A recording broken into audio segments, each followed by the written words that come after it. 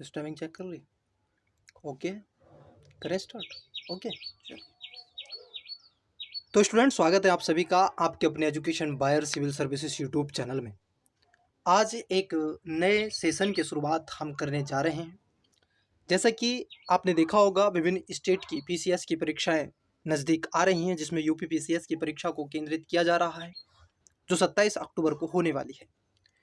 ये पॉलिटी की एक क्लास है और बड़ी ही महत्वपूर्ण क्लास है, क्योंकि इस क्लासेस में हम आप देखोगे फंडामेंटल राइट्स, डीपीएसपी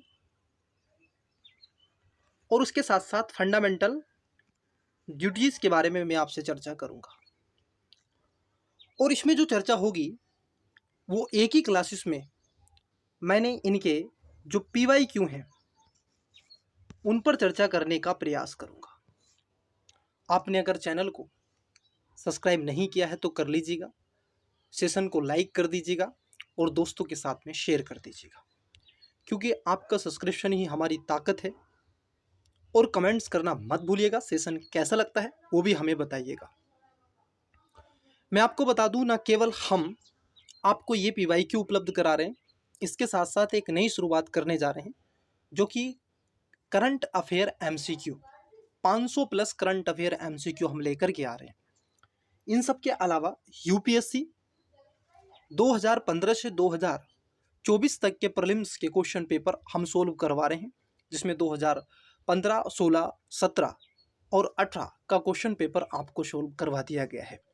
इन सब के अलावा यूपी पीसीएस के 2018 से 2023 तक के प्रीलिम्स क्वेश्चन पेपर भी हमने इसी चैनल पर सोल्व करवा दिए गए हैं। आपने वीडियो को नहीं देखा है तो देख लीजिएगा। इन सब के अलावा घटनासार भी हमने उपलब्ध कराया है और विभिन्न जो क्विक रिवीजन क्लासेस है वो भी हमने आपको उपलब्ध करा दी है। अगर आपने नहीं देखा है तो देख लीजिएगा। समय न गवाते हुए पहला क्वेश्चन लेते हैं, जो रहा आपकी स्क्रीन पर। चलिए सर, तो पहले इसमें सीक्वेंस वाइज क्वेश्चन हम लेंगे। सबसे पहले जो क्वेश्चन लेंगे मैं आपको बताना चाहता, वो क्वेश्चन लेंगे फंडामेंटल राइट से, फिर उसके बाद में डीपीएसपी। चलिए, तो मैं क्वेश्चन लेने से पहले एक बात आपको यहाँ पर नोट करा दूँ। देखिए सर, हम बात कर रहे हैं फंडामेंटल राइट्स की। किसकी बात कर रहे हैं? फंडामेंटल राइट्स की बात कर रहे हैं। संविधान के भाग नंबर आप देखोगे 3 में इनकी चर्चा की गई है। इसके साथ साथ ये हमने कहाँ से लिए हैं? तो यूएसए से हमने इनको ग्रहण किया है भारतीय संविधान में। उसके साथ साथ पहले क्या होते थे? ये 7 थे, परंतु आप देखोगे आज क्या हुआ, 44वें संविधान संशोधन के माध्यम से आज हमने इसमें से एक फंडामेंटल राइट्स को हटाया, जो कि 31 था, जिसमें राइट टू प्रॉपर्टी का था, उसको हटा करके हमने संविधान के भाग नंबर 12 आर्टिकल 300 प्लस क्या में हमने उसको जोड़ दिया और एक वो विधिक कानून बना दिया, ना कि वो एक फंडामेंटल राइट्स, एक संवैधानिक कानून के रूप में हमने उसको बनाया। 31 के कुछ प्रोविजन हमने वहां से निकाले। उसके साथ साथ आज जो है आप देखोगे 6 हैं। 6 की अगर हम बात कर लें तो कौन कौन से हैं सर? उसमें आप देखोगे सबसे पहले आता है समानता का अधिकार, फिर उसके बाद आता है स्वतंत्रता का अधिकार। समानता का अधिकार आता है 14 से आप देखोगे 18 तक। स्वतंत्रता का अधिकार आता है 19 से 22 तक। उसके बाद आता है आप देखोगे समानता का अधिकार, स्वतंत्रता का अधिकार। कौन सा अधिकार महोदय? स्वतंत्रता का अधिकार। तो ये वह है स्वतंत्रता का अधिकार। उसके साथ साथ आप देखोगे शोषण के विरुद्ध अधिकार। किसके विरुद्ध अधिकार? शोषण के विरुद्ध अधिकार। वो आता है आपका 23 से 24 तक। उसके बाद आता है धार्मिक स्वतंत्रता का अधिकार, ठीक है, और ये आता है आप देखोगे 25 से 28 तक। ठीक, इन सब के अलावा आप देखोगे इन सब के अलावा आता है आपका अल्पसंख्यकों के अधिकार। किसके अधिकार हैं सर? अल्पसंख्यकों के अधिकार हैं। वो है आप देखोगे 29 से 30 तक। फिर आर्टिकल 31 आता है, फिर आता है संवैधानिक उपचारों का अधिकार, आर्टिकल 32 जो कि बड़ा ही महत्वपूर्ण है, और उसके बाद में 33, 34 और आर्टिकल आप देखोगे 35 भी एक आता है। इन सभी आर्टिकल्स पर मैं आपसे चर्चा करूंगा, ठीक है। चलिए, तो अब आपका मुझे लगता है ओवरऑल रिवीजन हो गया है। अब एक एक आर्टिकल तो नहीं करेंगे क्योंकि एमसीक्यू की क्लास है, ना कि रिवीजन की। अब पहला क्वेश्चन ले लेते हैं। आपकी स्क्रीन पर पहला क्वेश्चन देखिए महोदय। वीडियो को पॉज कर लीजिएगा और फिर क्वेश्चन को अटेम्प्ट कीजिएगा। आप कैसा क्वेश्चन अटेम्प्ट करते हैं, सही है या गलत है, तो उसका भी आपको पता चल जाएगा। चलिए पहला क्वेश्चन लेते हैं। इस पीडीएफ को बनाने में साथ दिया है मिस्टर जो सागर सर हैं उन्होंने, ठीक है। चलिए पहला क्वेश्चन ले लेते हैं। पहला क्वेश्चन क्या है, निम्नलिखित में से कौन सा मूल अधिकार नहीं है। ये पूछ रहे हैं कि कौन सा फंडामेंटल अधिकार नहीं है, आपको बताना है। चार ऑप्शन देखे रखे हैं। ऑप्शन नंबर ए समानता का अधिकार, बी शिक्षा का अधिकार, सी संपत्ति का अधिकार, डी शोषण के विरुद्ध अधिकार। देखिए समानता का अधिकार मैंने आपको बताया अभी। आप देखोगे आर्टिकल 14 से 18 तक आप देखोगे समानता की बात करी गई है, जिसमें खास तौर पर अगर हम बात कर लें, खास तौर पर आर्टिकल 14 कहता है, ठीक है, विधि के समक्ष समानता, मतलब सभी समान रूप से आएंगे, ये तो है। उसके बाद आप देखोगे दूसरा वाला बी शिक्षा का अधिकार। ये पहले क्या होता था महोदय, आप देखोगे पहले ये डीपीएसपी में शामिल था। कहाँ पे था, डीपीएसपी में था। पहली बात, डीपीएसपी में आप देखोगे आर्टिकल नंबर जो 45 था उसमें था, परंतु हुआ क्या, हमने क्या किया, आप देखोगे 86वां संविधान संशोधन किया, ठीक है, 2002 में। और जब 86वां संविधान संशोधन किया तो हम कहाँ लेकर के आगे, हमने इसको निकाल करके सीधा फंडामेंटल राइट्स बना दिया। आर्टिकल आप देखोगे, ठीक है, आर्टिकल अगर हम देखें तो 21A हमने इसके अंतर्गत जोड़ दिया। स्पष्ट हो गया। तो आज आपको, और उसके बाद हम एक कानून भी लेकर के आए 2009 में, ठीक है, राइट टू एजुकेशन। उसके बाद में 2010 में इसको इम्प्लीमेंटेशन हुआ पूरे भारतवर्ष में, तो दूसरा भी ठीक है। तीसरा है संपत्ति का अधिकार। सर मैंने कहा 44वें संविधान संशोधन के माध्यम से संपत्ति के अधिकार को आप देखोगे हटा दिया गया था, ठीक है। और संविधान के भाग नंबर 12 और आर्टिकल की अगर हम बात कर लें तो आर्टिकल आप देखोगे 300 में, इस जो 300 के क्या में ए में उसको जोड़ दिया गया, एक विधिक अधिकार बना दिया गया। शोषण के विरुद्ध अधिकार 23 से 24, तो इसका राइट आंसर हो जाएगा ऑप्शन नंबर सी।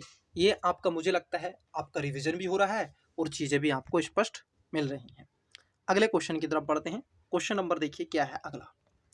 अगला क्वेश्चन है निम्नलिखित कथनों पर विचार कीजिए। अब क्वेश्चन कह रहा है विचार कर लो दूसरे में। शिक्षा का अधिकार आरटीआई अधिनियम के अनुसार किसी राज्य में शिक्षा के रूप में नियुक्त हेतु अर्हता होने के लिए किसी व्यक्ति में संबंधित राज्य अध्यापक परिषद द्वारा निर्धारित न्यूनतम योग्यता का होना आवश्यक है। ये बात कर रहे हैं। देखिए पहली बात तो ये गलत है, राज्य का नहीं होता है सर, वो आप देखोगे राष्ट्रीय होता है। क्या होता है, राष्ट्रीय है। और यहाँ पर किसकी बात कर रहे हैं, ये राज्य की बात कर रहे हैं। तो ये तो क्या हो गया, गलत हो गया। पहला वाला स्टेटमेंट क्या है आपका, गलत है। अब दूसरे स्टेटमेंट को समझना।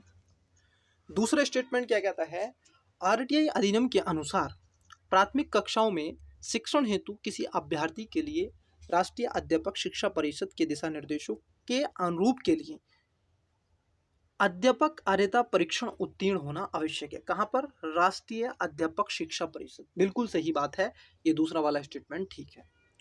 तीसरा स्टेटमेंट है भारत में 90%, देखो सर जब कोई डाटा अगर दे देता है यूपीएससी, तो उस स्थिति में बस थोड़े से सीरियस हो जाइएगा और एकदम, क्योंकि डाटा अपने आप में एक चुनौती होती है याद करना, ठीक है।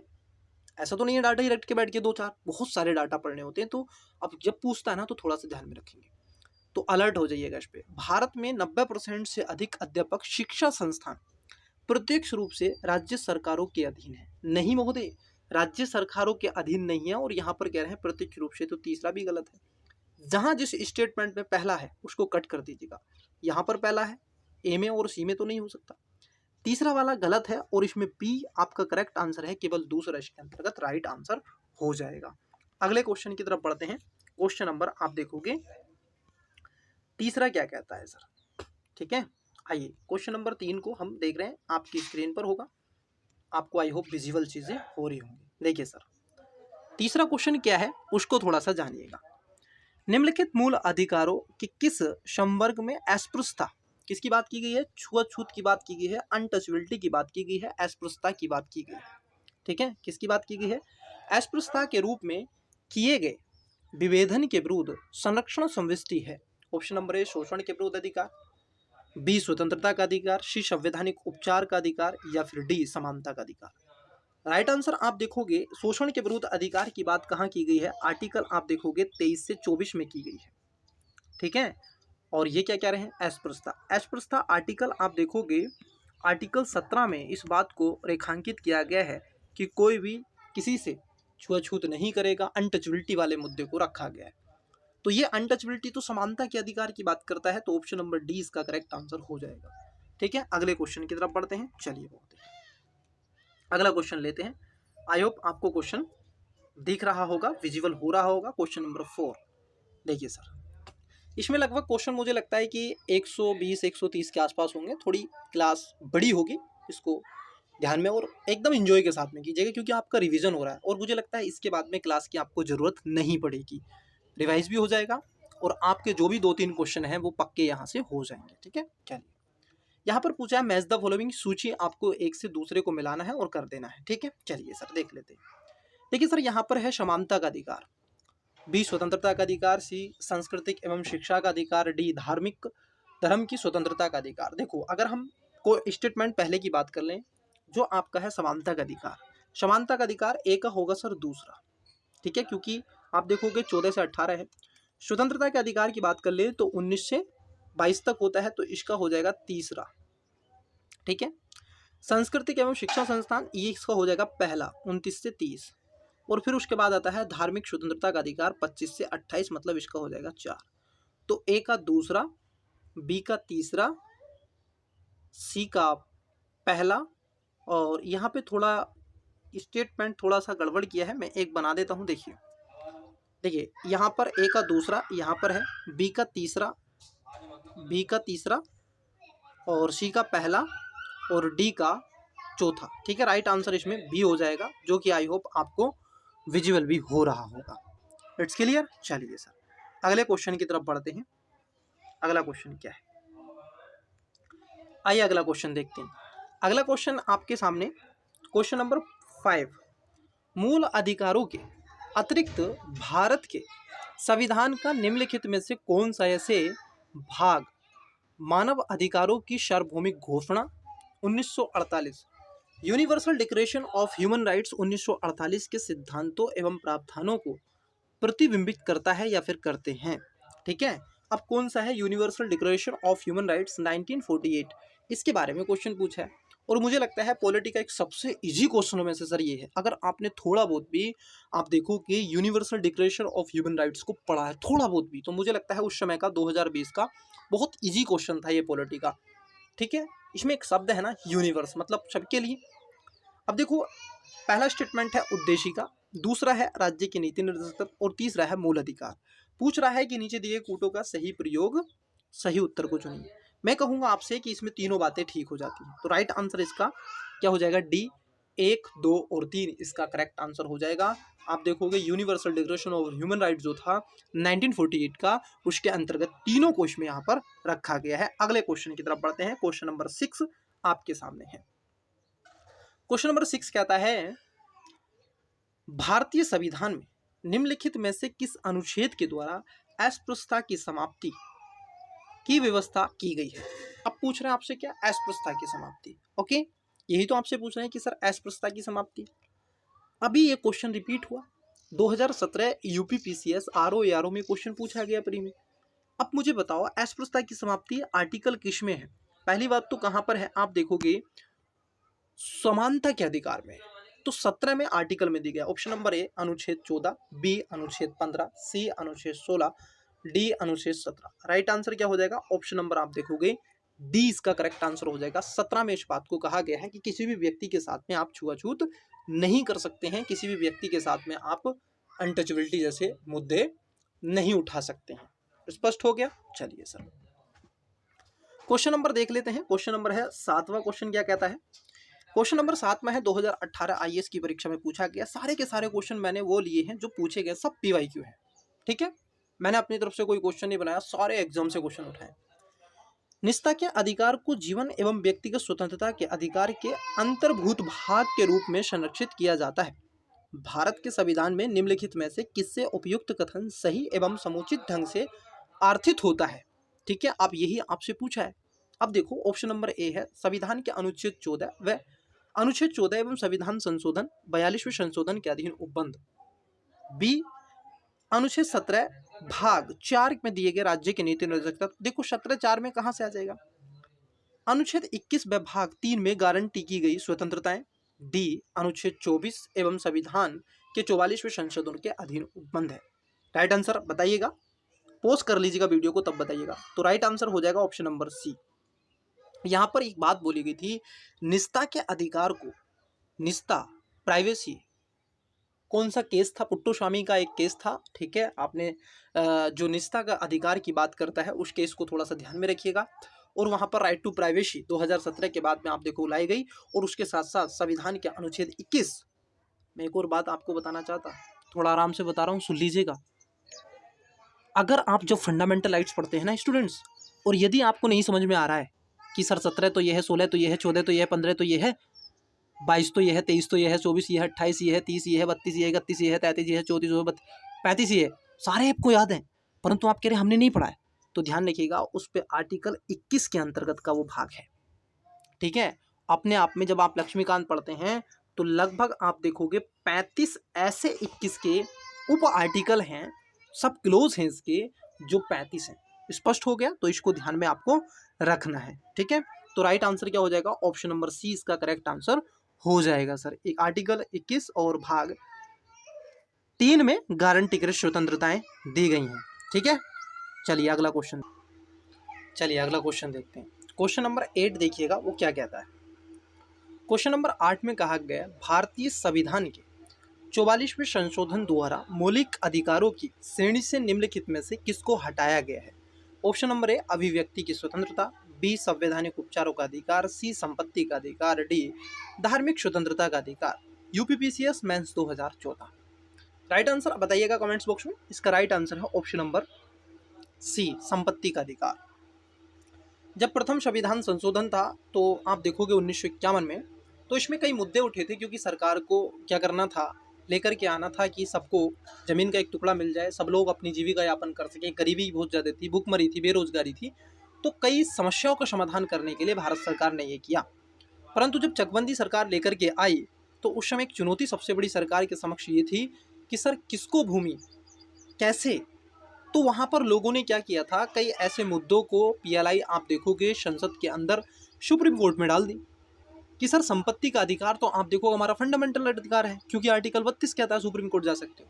इसलिए गवर्नमेंट ने, तत्कालीन सरकार ने 44वें संविधान संशोधन 1978 नरसिम्हा राव की सरकार ने क्या किया था, संपत्ति के अधिकार को निकाल करके फंडामेंटल राइट से आप देखोगे संविधान के जो भाग नंबर आप देखोगे आर्टिकल की बात कर लें, आर्टिकल 300 क्या लाया गया और भाग नंबर 12 में इसको ऐड कर दिया गया।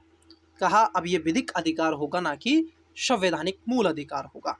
अगले क्वेश्चन की तरफ बढ़ते हैं। क्वेश्चन नंबर 9 क्या कहता है, निम्नलिखित में से कौन संविधान के अनुच्छेद 21 के दायरे में नहीं आता है? किसके दायरे में नहीं आता है? 21 के। देखिएगा अब आप समझना, यहाँ पर एक आपको ट्रिक्स मिलेगी और बड़े अच्छे से आपको समझना है। यूपीपीसीएस प्री 2017 में क्वेश्चन पूछा गया, ये कह रहे हैं कि नहीं आता है किसके दायरे में। ऑप्शन नंबर ए एक चिकित्सक द्वारा घायल को चिकित्सा सहायता, बी कार्यस्थल पर महिलाओं का लैंगिक उत्पीड़न, सी पानी की गुणवत्ता को दूषित करना, या फिर डी मृत्युदंड। जब आप इन सब को देखते हैं और इन सब पर अध्ययन करते हैं तो आप पाते हैं कि सर इसका जो करेक्ट आंसर है, आप देखोगे क्वेश्चन नंबर 9, ठीक है, राइट आंसर है मृत्युदंड, क्योंकि 21 के दायरे में आप देखोगे नहीं आता है मृत्युदंड, ठीक है। राइट आंसर क्या हो जाएगा? डी इसका करेक्ट आंसर हो जाएगा कि सर मृत्युदंड आप देखोगे किसके दायरे में नहीं आता है। यूथनेसिया आपने पढ़ा होगा, ठीक है, कि इच्छा मृत्यु का अधिकार आपको मिला है, ठीक है। तो इसको थोड़ा सा क्या है आप ध्यान में रखेंगे। अगले क्वेश्चन की तरफ बढ़ते हैं। अगला क्वेश्चन देखिए सर, अगला क्वेश्चन कौन सा है?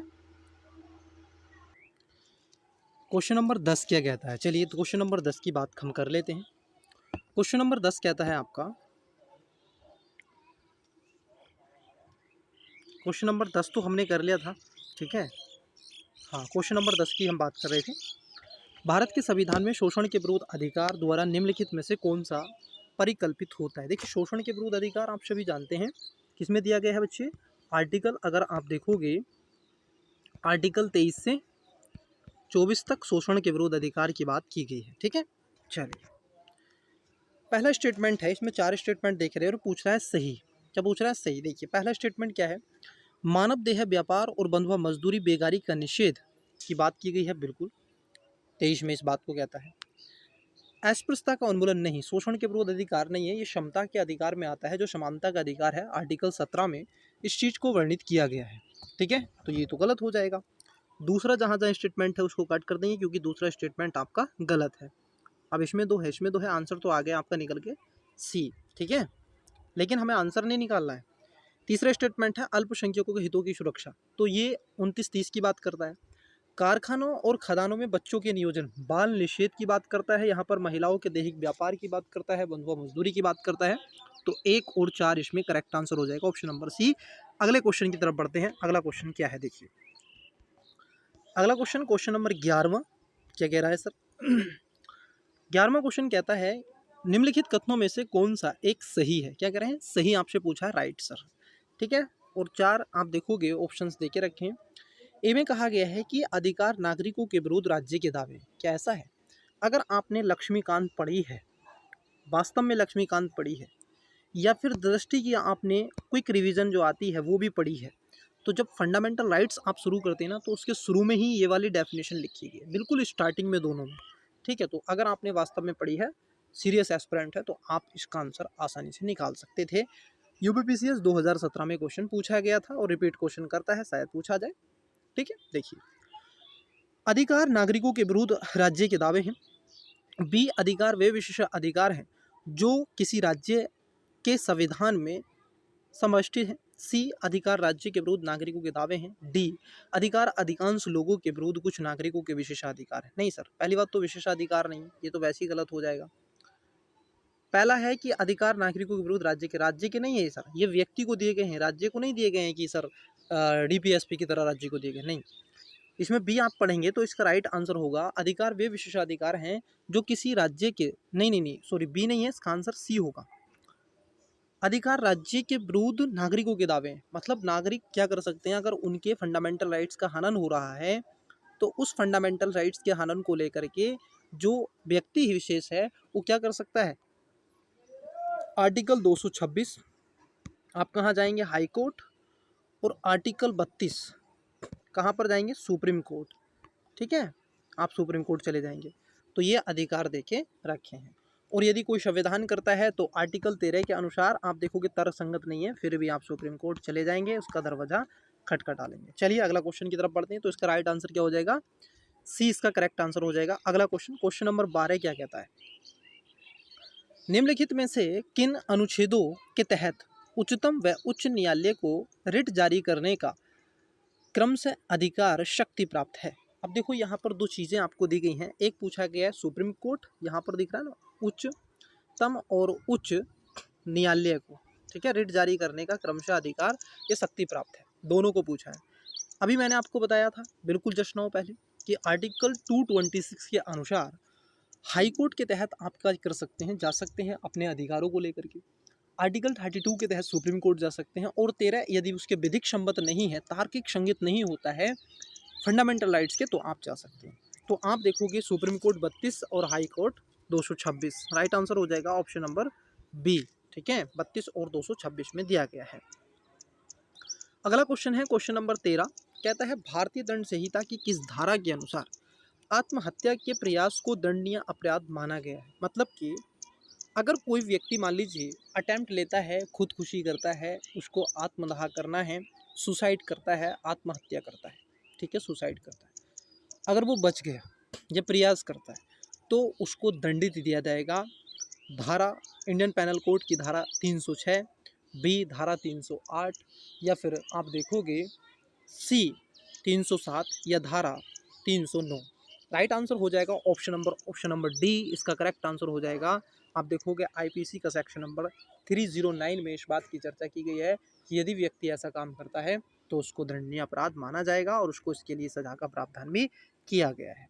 इट्स क्लियर या नो? तो चलिए अगला क्वेश्चन देखते हैं। क्वेश्चन नंबर 13 कर दिया हमने। 14वें क्वेश्चन की बात करते हैं। बंदी प्रत्यक्षीकरण किन व्यक्तियों को प्राप्त नहीं है? अब आपसे ये बड़ा अच्छा क्वेश्चन है। मतलब कि बंदी प्रत्यक्षीकरण आपने देखा होगा, बंदी बना लिया जाता है व्यक्ति को, व्यक्ति विशेष को, तो किन को वो प्राप्त नहीं है?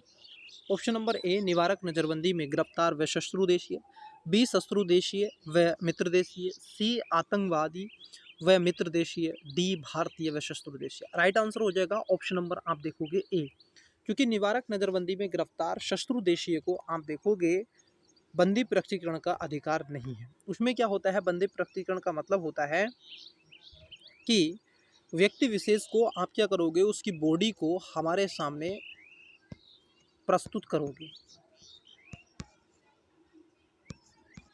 क्या करोगे, बॉडी को प्रस्तुत करोगे। ये हाई कोर्ट या सुप्रीम कोर्ट दोनों दे सकते हैं। तो राइट आंसर क्या हो जाएगा, ए इसमें होगा। बंदी प्रत्यक्षीकरण होता है, प्रतिषेध परमादेश होता है, प्रतिषेध होता है, अधिकार प्रक्षा होता है। ठीक है, तो ये आपके आते हैं 5 तरह की है, और लास्ट टाइम भी यूपीएससी ने पूछ लिया था। ठीक है, यहाँ से क्वेश्चन 15वां क्वेश्चन है, न्यायिक पुनरावलोकन की शक्ति किन अनुच्छेदों में निहित है? Option number A 13, 226, 336, B 13, 226, 300, 237, C 32, 33, 226, D 13, 32, 226। तो राइट आंसर हो जाएगा ऑप्शन नंबर डी, क्योंकि 13 में मैंने आपको भी बताया पीछे कि यदि विधि शामित नहीं बैठता है, फंडामेंटल राइट्स के अनुसार वो गलत बैठता है या फिर उनका उल्लंघन करता है या फिर उनमें कंट्रोडक्शन होता है, तो ऐसी स्थिति में आप जा सकते हैं। आपके अगर अधिकारों का हनन किया गया है तो आप 32 के तहत जा सकते हैं सुप्रीम कोर्ट, और 226 के तहत जा सकते हैं हाई कोर्ट, इसलिए इसका आंसर हो जाएगा डी। अगला क्वेश्चन देखिए, ये रहा आपकी स्क्रीन पर क्वेश्चन नंबर 16। क्या क्वेश्चन है सर? क्वेश्चन नंबर 16 क्या कह रहा है, कथन कारण वाला क्वेश्चन दे के रखा है, और बड़ा अच्छा क्वेश्चन इन्होंने पूछा था सर। ये यूपीपीसीएस मेंस 2016 में क्वेश्चन पूछा गया है। कथन कारण में कथन कहता है, सामाजिक, आर्थिक एवं राजनीतिक क्षेत्रों में समान आधार निर्मित करने के उद्देश्य से राज्य असमान लोगों के लिए विभिन्न व्यवहार कर सकता है। बिल्कुल कर सकता है, असमान लोगों के लिए आप देख लोगे विभिन्न व्यापार कर सकता है। ये बात एकदम करेक्ट है। क्यों है? क्योंकि जब आप इसको पढ़ो ना कथन कारण को, तो कारण पढ़ने से पहले क्योंकि इसका बेस उसमें होता है, समान लोगों में विधिक समान होगी और समान रूप से प्रशासित की जाएगी। अब जरा मुझे बताओ आपको क्या सही लगता है? ऐसे क्वेश्चन ही पूछता है ना आजकल।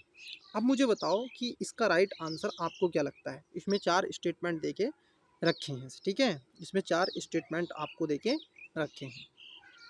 देखिए सर, ए कहता है ए सही है किंतु आर गलत है, बी ए गलत है किंतु आर सही है, सी ए और दोनों सही हैं परंतु ए की सही स्पष्टीकरण आर नहीं है, डी ए आर दोनों सही हैं और ए का सही स्पष्टीकरण आर है। ये बात एकदम करेक्ट हो जाती है। Right answer option number D हो जाएगा स्टूडेंट्स, इसका करेक्ट आंसर क्या हो जाएगा? Right answer option number D हो जाएगा। अगले क्वेश्चन की तरफ बढ़ते हैं कि सर अगला क्वेश्चन है 17वां क्वेश्चन। ठीक है, 17वां क्वेश्चन है। स्टूडेंट्स आप वीडियो को पोस्ट करके कमेंट्स बॉक्स में भी आंसर बता सकते हैं। ठीक है, और क्वेश्चन का नाम लिख दें, क्वेश्चन नंबर 17 का आंसर ये है। ठीक है, मैं उसका रिप्लाई वहाँ पर भी दे दूँगा। ठीक है, कमेंट्स बॉक्स में। चलिए मैं कह दूँगा अपनी टेक्निकल टीम से, वो यहाँ पर कर देंगे। भारतीय संविधान का कौन सा अनुच्छेद अस्पृश्यता का उन्मूलन करता है और किसी भी रूप में इसके आचरण का निषेध करता है? देखो अस्पृश्यता, देखो बड़ा अच्छा क्वेश्चन है। क्वेश्चन नंबर 17 आर्टिकल 17 अस्पृश्यता की बात यही करता है। ऑप्शन नंबर ए अनुच्छेद 16, B article 17, C article 18, D अनुच्छेद 15। यूपीपीसीएस आप देखोगे मेंस 2013 और 15 में क्वेश्चन पूछा गया, तो रिपीट करता है। तो राइट आंसर हो जाएगा ऑप्शन नंबर 20 का करेक्ट आंसर हो जाएगा। अनटचेबिलिटी की जो बात की गई है वो आप देखोगे अनुच्छेद 17 में बात की गई है, इसमें तो एक्सप्लेनेशन कुछ करना है ही नहीं। अगला क्वेश्चन देखिए, क्वेश्चन नंबर 18 है, अनुसूचित जाति तथा अनुसूचित जनजाति को किस अनुच्छेदों में अंतर्गत मौलिक सामाजिक, आर्थिक, राजनीतिक तथा सांस्कृतिक अधिकार दिया गया है? ऑप्शन नंबर ए, देखो पहले यहाँ पर देखना, मौलिक अधिकारों, ठीक है, यह पूछा ना, सामाजिक, आर्थिक, राजनीतिक, सांस्कृतिक अधिकार दिए गए हैं। तो सर कहाँ पर है अनुसूचित जाति को? ऑप्शन नंबर है 20, बी अनुच्छेद 19, सी अनुच्छेद 18 या फिर डी अनुच्छेद 17। मध्य प्रदेश पीसीएस 2015 में क्वेश्चन पूछा गया। Right answer option number D हो जाएगा, और ये बड़ा अच्छा क्वेश्चन है। आई होप आप समझ रहे होंगे इस क्वेश्चन को कई ऐसे स्टूडेंट्स ने गलत करा होगा। कई स्टूडेंट्स ने करा होगा, उन्होंने आर्टिकल 20 मारा होगा या आर्टिकल 19 मार दिया होगा, क्योंकि यहाँ पर सामाजिक, आर्थिक तथा सांस्कृतिक अधिकार 17 में आप देखोगे जो अनुसूचित SC ST को क्या है, राइट्स दिए गए हैं। अगला क्वेश्चन, क्वेश्चन नंबर 19वां कहता है कि निम्नलिखित युगों में से कौन सा सही सुमेलित नहीं है। देखो इसमें क्या करा है, नहीं पूछ रहा है, यूपीपीसीएस मेंस 2015 ये क्वेश्चन पूछा गया है। अब देखो यहाँ पर मैच द फॉलोइंग वाला है सुमेलित, ठीक है, which of the following is not correct, क्या है, मैच्ड। अब ABCD, ए कहता है मानव के दुर्व्यापार तथा बाल श्रम का निषेध, 23 में बात करता है, ये बात एकदम सही हो जाती है। अल्पसंख्यक वर्गों के हितों का संरक्षण, आप देखोगे 29 में बात एकदम ठीक हो जाती है। संवैधानिक उपचारों का अधिकार, बात 32 की बात होती है, जिसमें डॉक्टर अंबेडकर ने इसको संविधान की आत्मा कहा है, हृदय कहा है। डी, शिक्षा संस्थानों की स्थापना तथा प्रशासन करने का अल्पसंख्यक वर्गों का अधिकार, 31 नहीं सर, ये 31 नहीं है, ये 30 में बात की गई है, ठीक है। तो इसमें आप देखोगे डी गलत है। 31 तो आप देखोगे राइट टू प्रॉपर्टी की बात करता था, परंतु उसमें कई अमेंडमेंट्स किए गए, उसके कुछ भाग को हमने आर्टिकल 300 के ए में डाल दिया गया, संविधान के भाग 12 में हम उसको ले गए। तो इसका राइट आंसर क्या हो जाएगा, डी इसका करेक्ट आंसर हो जाएगा, ये सही सुमेलित नहीं है। अगला क्वेश्चन यूपीपीसीएस मेंस 2012 और 15 में पूछा गया 20वां क्वेश्चन, भारतीय संविधान के अंतर्गत निम्नलिखित में से किसे मूल अधिकारों, क्या है महोदय, मूल अधिकारों का संरक्षक समझा जाता है। सर आप देखोगे मूल अधिकार हो, आर्टिकल 32 आप देखोगे, अभी मैं बोल रहा था सुप्रीम कोर्ट, आर्टिकल 226 अभी मैं बोल रहा था आपको हाई कोर्ट। तो सर आप देखोगे कौन इसके कर्ता धर्ता है, किसको ये अधिकार है कि संवैधानिक संरक्षण को सुधारने का काम करेगा। ऑप्शन नंबर संसद को, बी राष्ट्रपति को, सी न्यायपालिका को, डी प्रधानमंत्री को। राइट आंसर है ऑप्शन नंबर आप देखोगे सी, न्यायपालिका को यह अधिकार है कि वो क्या करेगी, आप देखोगे भारतीय संविधान के मूल अधिकारों के एक अभिरंग अंग के रूप में, अभिरक्षक के रूप में काम करती है। अगर हम देखें अगला क्वेश्चन नंबर 21 क्या कहता है, 21 कहता है कि संविधान के अनुच्छेद 25 के अंतर्गत, जो कि किससे कहता है, धार्मिक स्वतंत्रता के अधिकार की बात करता है, ठीक है, धर्म स्वतंत्रता का अधिकार किसके अधीन नहीं है, ये पूछ रहे हैं किसके अधीन नहीं है। और आप देखोगे राजस्थान PCS में RTS में 2013 में ये क्वेश्चन पूछा गया है। ऑप्शन नंबर ए सार्वजनिक व्यवस्था, बी स्वास्थ्य, सी सदाचार या फिर डी मानववाद के बारे में इसकी चर्चा की गई है। तो अगर हम देखें क्वेश्चन नंबर जो आपका 21 है, इसका जो राइट आंसर हो जाएगा, क्योंकि मानववाद की बात यहाँ पर है। देखो जो कि आपका सार्वजनिक व्यवस्था है, मतलब अगर आप ऐसा करते हैं धर्म के अनुसार, धर्म के नाम पर पब्लिक जो सेक्टर है उसको बिगाड़ने का काम करते हैं, अशांति व्यवस्था, स्वास्थ्य और सदाचार की बात करते हैं, तो उसको रोकने का ये काम या फिर प्रयास करेगा। तो राइट आंसर क्या हो जाएगा इसका right answer option number D हो जाएगा। अगला क्वेश्चन 22वां क्वेश्चन क्या कहता है, निम्नलिखित में से किस आधार के कारण नागरिक की विचार एवं अभिव्यक्ति की स्वतंत्रता पर प्रतिबंध नहीं लगाया जा सकता है। अब देखिए किस पर प्रतिबंध आप नहीं लगा सकते हैं, उसकी बात यहाँ पर की जा रही है, ठीक है। ऑप्शन नंबर ए भारत की संप्रभुता, भाई इस पे तो लगाएंगे हम, सोवरेनिटी तो बहुत बड़ा मुद्दा है।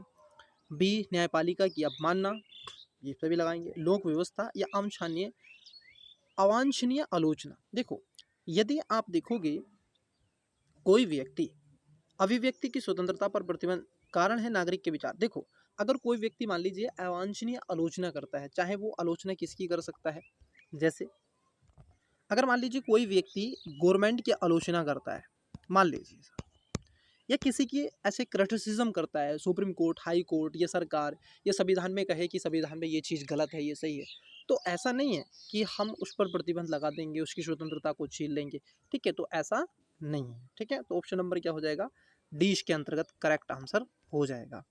आइए अगला क्वेश्चन देखते हैं। क्वेश्चन नंबर आपका है 23वां। क्या वह क्वेश्चन है सर, 23वें क्वेश्चन की बात हम कर रहे हैं। 23वें क्वेश्चन में क्या बताया गया है, इसमें कह रहे हैं कि मौलिक अधिकार क्या हैं सर, फंडामेंटल राइट्स क्या हैं, ये आपसे पूछा है। मध्य प्रदेश PCS प्री 2013 में क्वेश्चन पूछा गया है। वाद योग्य हैं ए, बी अवाद योग्य हैं, सी लचीले हैं, डी कठोर हैं।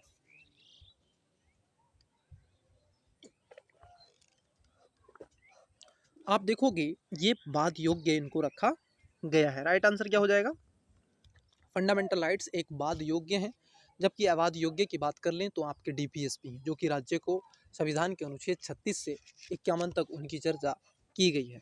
ठीक है, चलिए अगला क्वेश्चन देखते हैं। क्वेश्चन नंबर 24 सॉरी स्टूडेंट्स, आइए। क्वेश्चन नंबर 24 कहता है कि भारतीय संविधान के अनुच्छेद 25 में प्रयुक्त हिंदू शब्द किसे सम्मिलित नहीं करता है? आपने देखा होगा अल्पसंख्यक अधिनियम 1992, उसमें भी आप देखोगे हिंदू शब्द को वर्णित किया गया है, क्योंकि उसमें हिंदू नहीं है। अल्पसंख्यकों की सूची के अंतर्गत आप देखोगे स्टूडेंट्स 1992 में इस बात को रखा गया कि वहाँ पर हिंदुओं को अल्पसंख्यक नहीं माना जाता है। बट अल्पसंख्यक वाला मुद्दा नहीं है, यहाँ पर हिंदू वाला मुद्दा है। तो हिंदू शब्द किस में सम्मिलित नहीं करता? ऑप्शन नंबर है बौद्धों को, बी जैनों को, सी पारसियों को, डी सिखों को। आपके स्टूडेंट्स जो बौद्ध हैं, सिख हैं और जैन हैं, ये तीनों क्या है? हिंदू हैं। बट पारसी जो हैं ये हिंदू नहीं है। इसका राइट आंसर हो जाएगा ऑप्शन नंबर सी। और ये पूछा गया यूकेपीसीएस और यूपीपीसीएस 2014 में। अगला क्वेश्चन चलिए देखिए। क्वेश्चन नंबर है 25वां और इसमें दे रखा है कथन कारण। कभी भी कथन कारण को पढ़ते समय जब कथन पढ़ लें तो उसमें क्योंकि लगाएं, बिकॉज, लेकिन, ऐसे करके आप इसको जोड़ के, क्योंकि उससे आपका जो कनेक्शन है वो अच्छा बैठता है और आप आंसर उसका निकालने के फेवर में चले जाते हैं। देखिए कथन कहता है कि राज्य 6 से 14 वर्ष तक के सभी बच्चों को निःशुल्क एवं अनिवार्य शिक्षा प्रदान करेगा। ये बात किसमें कही गई है? आर्टिकल आपके 45 में की गई थी, लेकिन आप किस में है? आपके 21 में है। ठीक है, सही है। क्योंकि कारण है क्योंकि एक प्रजातांत्रिक समाज में शिक्षा का अधिकार मानवाधिकार के रूप में विकास के अधिकार की व्याख्या के लिए अपरिहार्य है। बात एकदम क्या है?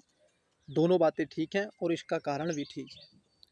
उपयुक्त कथनों के संदर्भ में सही को चुनिए। बिल्कुल हम सही को चुनेंगे। अब देखो सही को जरा चुनने के लिए आपको इसको चुनना पड़ेगा। देखिए ए है, ए और आर दोनों सही हैं और ए के सही स्पष्टीकरण आर है। तो आंसर तो मुझे मिल गया सर। ए में इस बात की चर्चा भरपूर तरीके से की गई है। अगले क्वेश्चन की तरफ बढ़ते हैं। आज के लिए यही क्वेश्चन, ऐसे क्वेश्चन बनने के चांसेस आपसे पूछे जा रहे हैं। ठीक है, चलिए सर।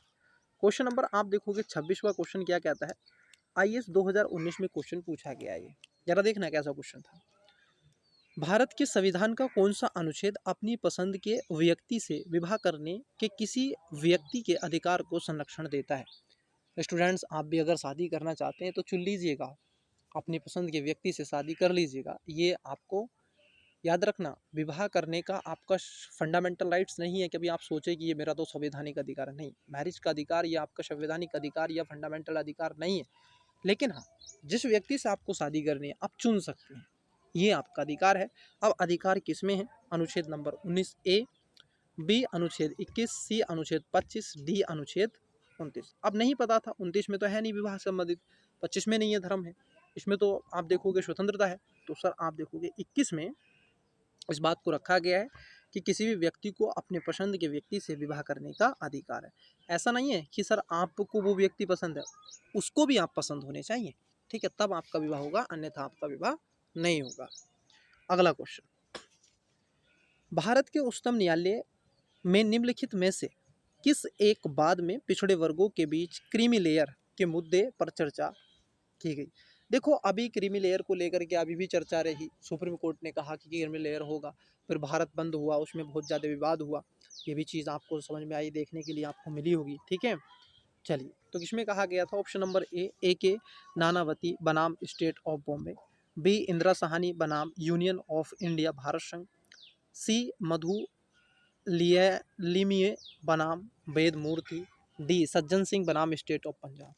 सीएफईएफ में पूछा गया है, सेंट्रल जो आर्म जो पब्लिक फोर्स है उसमें पूछा गया है, पुलिस फोर्स जो है 2017। ठीक है, यूपीएससी इसका एग्जाम कराती है। राइट आंसर क्या हो जाएगा? Option number B.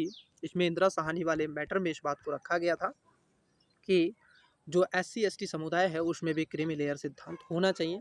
Creamy layer सिद्धांत का मतलब यहाँ पर ये है कि सर जो SC ST वर्ग में आता है, बट अब उसने क्या किया है, रिजर्वेशन लिया है और उसके अनुसार ग्रुप ए और बी में वो चला गया है। अब उसके बच्चों की स्थिति तो ऐसी नहीं है, वो अच्छा गुणवत्तापूर्ण सारी चीज़ें लेंगे, लेकिन जिसको नहीं मिल पा रहा है उस तक वो पहुंच सके। ऐसा ना हो अब आप ए और बी सर्विस में आ गए, अब आपके बच्चे ही उस सर्विस का फ़ायदा उठाए जा रहे हैं या फिर रिजर्वेशन का फ़ायदा उठा रहे हैं, जबकि आप की ये एलिजिबिलिटी नहीं है आर्थिक रूप से, सामाजिक रूप से और मनोवैज्ञानिक रूप से आप अब उस स्थिति में नहीं है। आप बहुत अच्छी स्थिति में आ गए हैं कि आपको अब रिजर्वेशन की ज़रूरत नहीं है, आपका बच्चा अच्छी यूनिवर्सिटी में पढ़ता है, ठीक है? ना कि आपके समुदाय के अन्य व्यक्ति पढ़ते हैं। तो इसलिए आप देखोगे इस बात को रखा गया और होना भी चाहिए। मैं इसके बिल्कुल फ़ेवर में हूँ, होना चाहिए सर, ठीक है? क्रीमी लेयर क्योंकि उनको मिलना चाहिए जो बिल्कुल जिनके लिए है वास्तव रूप से। लेकिन ये निवाला रिजर्वेशन का एससी, एसटी में या ओबीसी में या ईडब्ल्यूएस में ऊपर के ही खाते हैं, नीचे के नहीं खाते। बट भारत है सर, यहाँ पर चीज़ें आपने देखी होंगी, यहाँ पर तो आईएएस भी बन रहे हैं तो लोग फ्रॉड सर्टिफिकेट से बने जा रहे हैं। चलिए, सीएफएफ एसी ये 2017 में पूछा गया है। अब देखिए क्या पूछे हैं उसको ज़रा समझना। निम्नलिखित अधिनिर्णयों में से किस एक में यह घोषणा की गई कि भारत के संविधान के भाग 3 के किसी भी उपबंध में संशोधन करने की कोई शक्ति संसद को नहीं दी गई है? Option number A Keshavananda Bharati बनाम State of Kerala, B Golaknath बनाम State of Punjab, C Champakam Dorairajan बनाम State of Madras, D Minerva Mills State बनाम ऑफ भारत सरकार। राइट आंसर हो जाएगा ऑप्शन नंबर, आप देखोगे गोखलनाथ बनाम स्टेट ऑफ पंजाब में इस बात को रखा गया था क्योंकि ये प्रेम्बल को लेकर के था, उसमें कहा गया था कि ये शक्ति नहीं दी गई है। जबकि केशवानंद भारती बनाम 1973 केरल मामले में इस बात को कहा गया था 13 जजेज की बेंच थी कि हाँ, संसद संविधान में संशोधन कर सकती है परंतु उसके मूल ढांचे में, बेसिक स्ट्रक्चर में संशोधन नहीं कर सकती। फिर विषय ये उठता है कि मूल ढांचा क्या है, तो वो कहती है समय समय पर सुप्रीम कोर्ट अपने निर्णयों में इस बात की व्याख्या करती रहेगी कि बेसिक स्ट्रक्चर क्या है क्या नहीं। तो राइट आंसर बी हो जाएगा। अगले क्वेश्चन की तरफ बढ़ते हैं। क्वेश्चन नंबर 29वां, आइए 29 देखिए 29। निम्नलिखित में से कौन सा यह कथन सही है? अब इसमें 3 स्टेटमेंट देके रखे हैं और यहाँ पर पूछा है प्रयोग करके सही आपको बता देना है। पहला स्टेटमेंट है कि भारत के संविधान का अनुच्छेद 15 भारत के नागरिकों तथा विदेशियों दोनों को उपबंध है। देखो कुछ आर्टिकल्स दे के रखे हैं, आइए मैं आपको इसके बारे में बता देता हूँ, जरा यहाँ पर समझना। कुछ उपबंध यहाँ पर दिए गए हैं, आइए समझा ही देता हूँ। देखिए सर, कुछ आर्टिकल हैं जैसे 15, 16, 19 और 29, 30। ये केवल भारतीयों को है। किसको है? केवल इंडियन को है। और भी सारे इंडियन को है, लेकिन ये किसी भी और व्यक्ति को नहीं होंगे, ये भारतीय नागरिक को स्पेशली है। 15, 16, 19, 19, 30 5 आर्टिकल हैं। तो 15 किसको है? आप देख रहे हैं भारत के नागरिकों तथा विदेशी दोनों को है। नहीं सर, ये केवल भारतीय नागरिकों को है, विदेशियों को नहीं है। तो पहला गलत। तो पहला गलत हो गया। देखो केवल एक, ये तो नहीं होगा। अब डी भी नहीं होगा, ठीक है? तो राइट आंसर क्या होगा? अब देखो ये मैंडेटरी है कि तीसरा इसमें सही है क्योंकि 3 2 जगह। अब बी पे पढ़ लेते हैं दूसरा। भारत के संविधान का अनुच्छेद 16 केवल भारत के नागरिकों को उपलक्षित करता है। बिल्कुल ये बात ठीक है कि 16, 15, 16, 19 और 29, 30 जो है केवल इंडियन सिटीजन को है, ना कि फॉरेनर सिटीजन को दिए गए हैं। तीसरा स्टेटमेंट है भारत के संविधान का अनुच्छेद 21 भारत के राज्य क्षेत्र में भारत के नागरिकों तथा विदेशियों दोनों को समान रूप से उपलब्ध दिया गया है। बिल्कुल इसका जो राइट आंसर हो जाएगा वो ऑप्शन नंबर बी हो जाएगा सर। ये दोनों को ही क्या है? प्राप्त हो जाते हैं। आइए अगला क्वेश्चन की तरफ बढ़ते हैं। क्वेश्चन नंबर है 30। कौन सा नंबर है? 30वां क्वेश्चन। भारत के संविधान के अनुच्छेद 14 के अधीन यथा प्रतिष्ठापित विधि के समक्ष क्षमता तथा विधियों के समान संरक्षण के लाभ निम्नलिखित में से किसे या किन्हें प्राप्त हो सकते हैं? अब देखिए ये बात कर रहे हैं 14 की बात कर रहे हैं, तो 14 का लाभ तो सर भारत में रहने वाले आप देखोगे इंडियन सिटीजन, ठीक है, और फॉरेनर सिटीजन, ये तो सर दोनों को प्राप्त है जो भारत की बाउंड्री में। ये ध्यान में रखना है, ऐसा नहीं है विदेश चले गए अब उनको भी ये मिलेगा, नहीं, जो भारत के क्षेत्र में है उनके लिए है। ये बात भी आपको ध्यान में रखनी है, ठीक है? चलिए देख लें। पहला स्टेटमेंट कह रहा है कि भारत में रहने वाले सभी भारतीय नागरिकों को, जी हाँ 14 सभी भारतीय नागरिकों को मिलेगा, बिल्कुल सही बात है, जो भारत में रह रहा है। विदेशों में रहने वाले सभी भारतीय नागरिक नहीं सर, भारत से बाहर अगर कोई व्यक्ति रह रहा है तो उसको ये नहीं मिलेगा। बेसिकली भारत का नागरिक है लेकिन वो बाहर रह रहा है तो उसका कोई भी 14 या 15, 16 कोई आर्टिकल नहीं होगा। उसके लिए बस सिटीजन को लेकर के वो काम करेगी, वो सरकार समय पर संसद कानून बनाएगी, वो सारी चीज़ें, लेकिन ऐसा नहीं है कि 14 उनको मिलेगा। तो दूसरा जहाँ जहाँ है वो कट कर दीजिएगा, क्योंकि दूसरा इसमें क्या है, गलत स्टेटमेंट है। ठीक है, दूसरा स्टेटमेंट गलत है। और जहाँ 2 है, ए में 2 है, बी में 2 है। अब आइए देख लेते हैं तीसरा। भारत के राज्य क्षेत्र के अंदर रहने वाले विदेशियों को, बिल्कुल विदेशियों को ये अधिकार बिल्कुल दिया गया है 14 में। भारत में जन्मे सभी नागरिकों को, जरा देखो यहाँ पर एक बड़ा अच्छा कॉन्सेप्ट फंस रहा है आपके दिमाग में, भारत में जन्मे सभी नागरिकों को।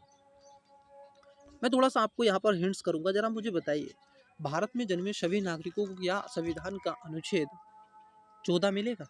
मैं कहूँ मेरा जन्म मान लीजिए भारत में हुआ, ठीक है, एक एग्जाम्पल ले रहे हैं, और मैं भारत का ही नागरिक हूँ, मेरे दादा दादी, उनके पिताजी सब, ठीक है, भारत में ही जन्मे। अब जरा समझिए, भारत में मैंने जन्म लिया और मैं जाकर के क्या कर रहा हूँ, अमेरिका में रह रहा हूँ, वहाँ की नागरिकता ले ली, क्या मुझे संविधान का अनुच्छेद 14 मिलेगा? नहीं मिलेगा डेफिनेटली। तो भारत में जन्मे किसी भी नागरिक को नहीं होगा, तो चौथा इसमें गलत हो जाएगा। दूसरा गलत, चौथा गलत, तो राइट आंसर क्या हो जाएगा? सी, 1 और 3 इसका करेक्ट आंसर हो जाएगा। जो अनुच्छेद 14 है, भारत में रहने वाले सभी नागरिकों को और भारत के राज्य क्षेत्र के अंदर रहने वाले विदेशी दोनों को ये प्राप्त दिया गया है। अगले क्वेश्चन की तरफ बढ़ते हैं। क्वेश्चन नंबर 31वां क्या कह रहा है? कौन सा सर? 31वां। 31वां क्वेश्चन कह रहा है, भारत के संविधान के उपबंधों के बारे में निम्नलिखित में से कौन सा से कथन सही है या है? अब देखिए कौन सा सही है, 4 स्टेट ऑप्शन दे के रखे हैं। पहला है, अल्पसंख्यक वर्ग अपनी रुचि की शिक्षा संस्थानों की स्थापना और प्रशासन संचालन कर सकते हैं। बात तो एकदम सही है, बिल्कुल कर सकते हैं, ये उनको अधिकार दिया गया है।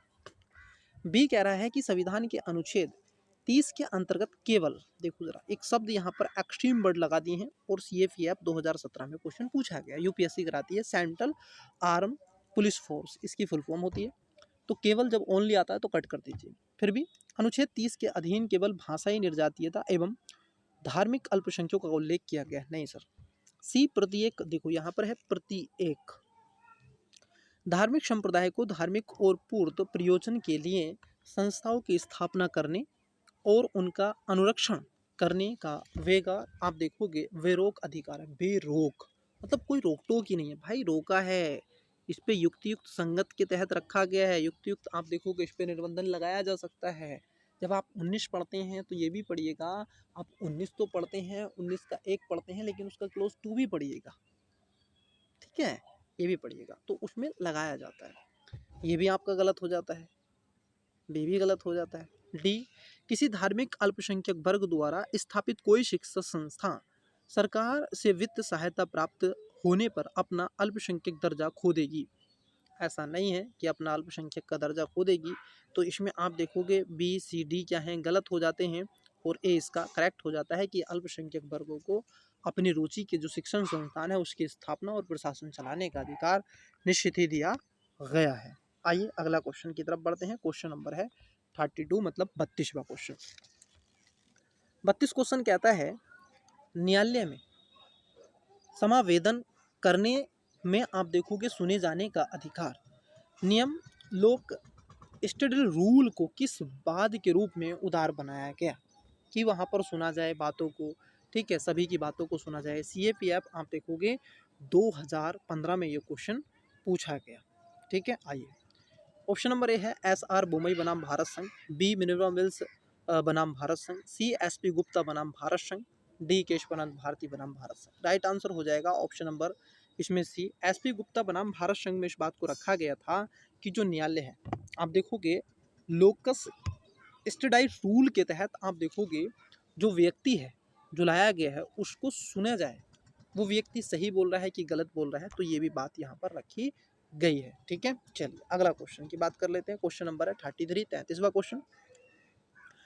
भारत में शिक्षा का अधिकार अधिनियम द्वारा निम्नलिखित में से किसका उपबंध किया गया है? अब देखो क्यों मतलब जोड़ा गया है उसके बारे में पूछ रहा है, उसका उपबंध आपसे पूछ रहा है।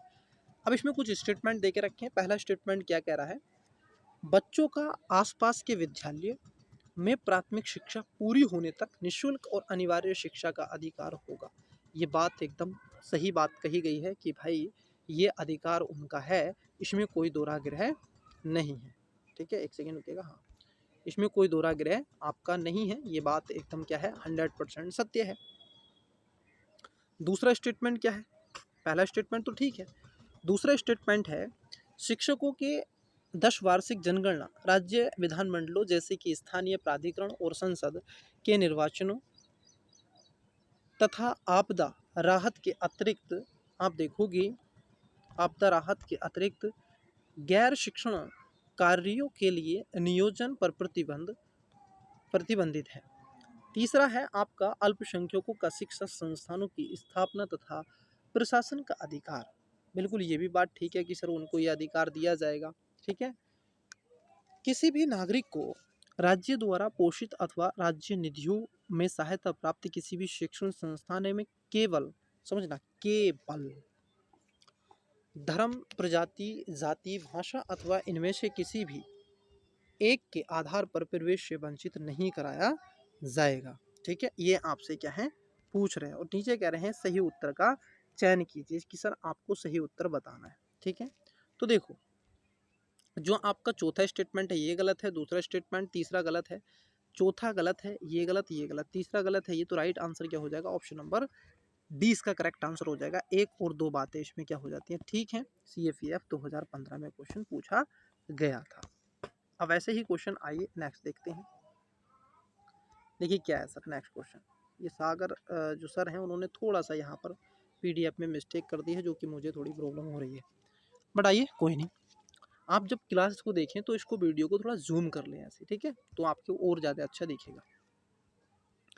निम्नलिखित में से कौन सा ऐसे भारत के संविधान में दिए गए मूल अधिकारों के संबंध आप देखोगे नहीं रखता है या रखते हैं, इसकी बात की गई है अनुच्छेद जो 34वां क्वेश्चन है, किसमें अब इससे मूल अधिकारों से संबंध नहीं रखता है। एक कह रहा है 6 से 14 वर्ष तक के आयु के सभी बच्चों को निःशुल्क और अनिवार्य शिक्षा का अधिकार, ये तो सर 21 में बात कही गई है, 21 का ये जो है ये तो इसमें कही गई है, ये तो सही है, ये गलत नहीं है, आपको गलत बताना है।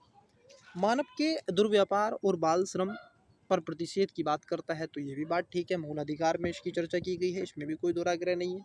ठीक है, 23 और 24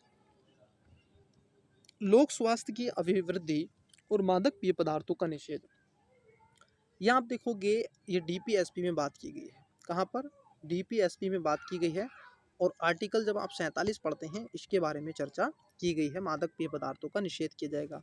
ठीक है, तो तीसरा वाला गलत है। चौथा है दुर्बल वर्गों के लोगों विशेष अधिकार अनुसूचित जातियों एवं अनुसूचित जनजातियों को शिक्षण एवं आर्थिक हितों का संवर्धन करना। अब देखो आपसे पूछ रहा है सही उत्तर का चयन कीजिए। ठीक है, यही तो पूछ रहा है कि सर आपको सही उत्तर बताना है। ऑप्शन नंबर ए कहता है 1 और 2, बी कहता है 2 और 4, सी कहता है केवल 3, डी कहता है 3 और 4, और ये पूछा गया है CFEF AC एग्जाम 2014 में। तो 34 ये आपसे पूछा है, तो राइट आंसर क्या हो जाएगा, इसका right answer option number D हो जाएगा सर। ठीक है, कि इसमें आप देखोगे ये दोनों ही क्या है गलत हैं और पहला दूसरा सही है। ठीक है, इसलिए इसका राइट आंसर ऑप्शन नंबर ये, क्योंकि यहाँ पर जो बात की गई है ये अनुच्छेद आप देखोगे DPSP में 38 आप पढ़ेंगे, 39 आप पढ़ेंगे, तो वहाँ पर इसकी चर्चा हम करेंगे DPSP वाले पोर्शन में। ठीक है, चलिए अगले क्वेश्चन की तरफ बढ़ते हैं। क्वेश्चन है अगला क्वेश्चन है आपका CFEF AC 2014 में पूछा गया, निम्नलिखित में से कौन से भारत के संविधान के अनुच्छेद 14 से 18 के उपबंध के अधीन समता के अधिकार से संबंधित है। किसकी बात करता है, समता का अधिकार। ये कह रहे हैं धर्म, मूल वंश, जाति, लिंग या जन्म स्थान के आधार पर विभेद प्रतिषेध है। बिल्कुल ये बात सही है, धर्म, मूल वंश, जाति, लिंग, जन्म स्थान, याद रखना कभी कभी आवास पूछ लेता है। ठीक है, तो ये थोड़ा सा ध्यान में रखना है, तो ये बात ठीक है। लोक नियोजन के विषय में अफसर की क्षमता 16 की बात की गई है, पहला वाला 15 में, दूसरा वाला 16। अल्पसंख्यकों को शिक्षा और आप देखोगे सांस्कृतिक संबंधी अधिकार है, ये तो सर आप देखोगे अलग से दिया गया है ना, 29-30 की बात करता है, तो ये तो गलत हो जाएगा आपका, ये गलत है। डी है अस्पृश्यता का अंत, ये भी बात ठीक है चौथे वाले में, क्योंकि 17 है, 15, 16, 17, तो 1, 2, 4 इसका करेक्ट आंसर होगा। 1, 2, 4 किस में है, ऑप्शन नंबर आप देखोगे सी में है, तो करेक्ट आंसर इसका सी हो जाएगा। ठीक है, आइए आगे बढ़ते हैं। इसमें कुछ था ही नहीं ऐसा समझाने वाला, इजी सा प्रश्न था, तो इजी सा इसी की तरह लेंगे उसको। 36वां क्वेश्चन क्या कहता है, निम्नलिखित कथनों में से कौन सा ऐसे कथन सही है। ठीक है, पहला है किसी धार्मिक या सांप्रदायिक संस्था से जुड़े पद उस विशिष्ट धर्म को जिससे वह संस्था जुड़ा है मानने वाले सदस्यों के लिए आरक्षित हो सकते हैं। ठीक है, हो सकते हैं, उसमें कोई दिक्कत नहीं है। राज्य किसी पद या फिर नियुक्ति को नागरिकों के लिए किसी पिछड़े वर्ग के पक्ष में जिनका उस राज्य की राय में या उस राज्य के अधीन सेवाओं में पर्याप्त प्रतिशत नहीं है आरक्षित कर सकेगा। क्या ये वाली बात सही है? तो यही आपसे पूछ रहे हैं। अब इसी पर मेरी आपसे चर्चा होनी है। देखिए, अब तीसरा स्टेटमेंट में और इसी बात में कहा गया है, तीसरे स्टेटमेंट में कह रहे हैं कि कोई नागरिक धर्म, मूल, वंश, जाति, लिंग, उद्भव स्थान या फिर इनमें से किसी के आधार पर राज्य के अधीन किसी पद पर अपात्र नहीं होगा। पूछना आपसे सही, CFEF 2013 में क्वेश्चन पूछा है। ठीक है, 36वां क्वेश्चन आपकी स्क्रीन पर आपको शो हो रहा है। ठीक है, चलिए सर, देखिए इसमें क्या है, तीनों स्टेटमेंट आपके क्या हो जाते हैं, पहला और दूसरा और तीसरा, तीनों स्टेटमेंट क्या है स्टूडेंट्स, आपके एकदम राइट है। पहली बात तो ठीक है, तीनों स्टेटमेंट ठीक है, पहला भी, दूसरा भी, तीसरा भी, तो राइट आंसर इसका, करेक्ट आंसर सी हो जाएगा सर। ठीक है, चलिए अगले क्वेश्चन की तरफ बढ़ते हैं। क्वेश्चन नंबर 37वां क्या कह रहा है, जरा समझना। 37वें क्वेश्चन की तरफ बढ़ते हैं। देखिए, निम्नलिखित कथनों पर विचार कीजिए। अब ये पूछ रहे हैं सही, इसमें भी आपसे पूछा है CFEF 2013। मैं क्यों ले रहा हूँ सर, क्योंकि रिपीट क्वेश्चन आते हैं, बनते हैं, PCSO में क्वेश्चन बनते हैं, UPSC भी यहाँ से ले लेता है क्वेश्चन। ठीक है, देखिए, जबकि मूल अधिकार राज्य के अभिकार्य पर निर्बंधों के रूप में होते हैं, नीति के निर्देशक तत्व तत्समय प्रभावी सरकार को कतिपय कार्य करने और अपने कार्यों को कतिपय लक्ष्य प्राप्त करने के अनुदेशों के उपकरण के रूप में होते हैं। बात एकदम क्या हो जाती है, जो पहली वाली बात है आप देखोगे वो सही हो जाती है। ठीक है, पहली वाली बात क्या है, आपकी सही हो जाती है।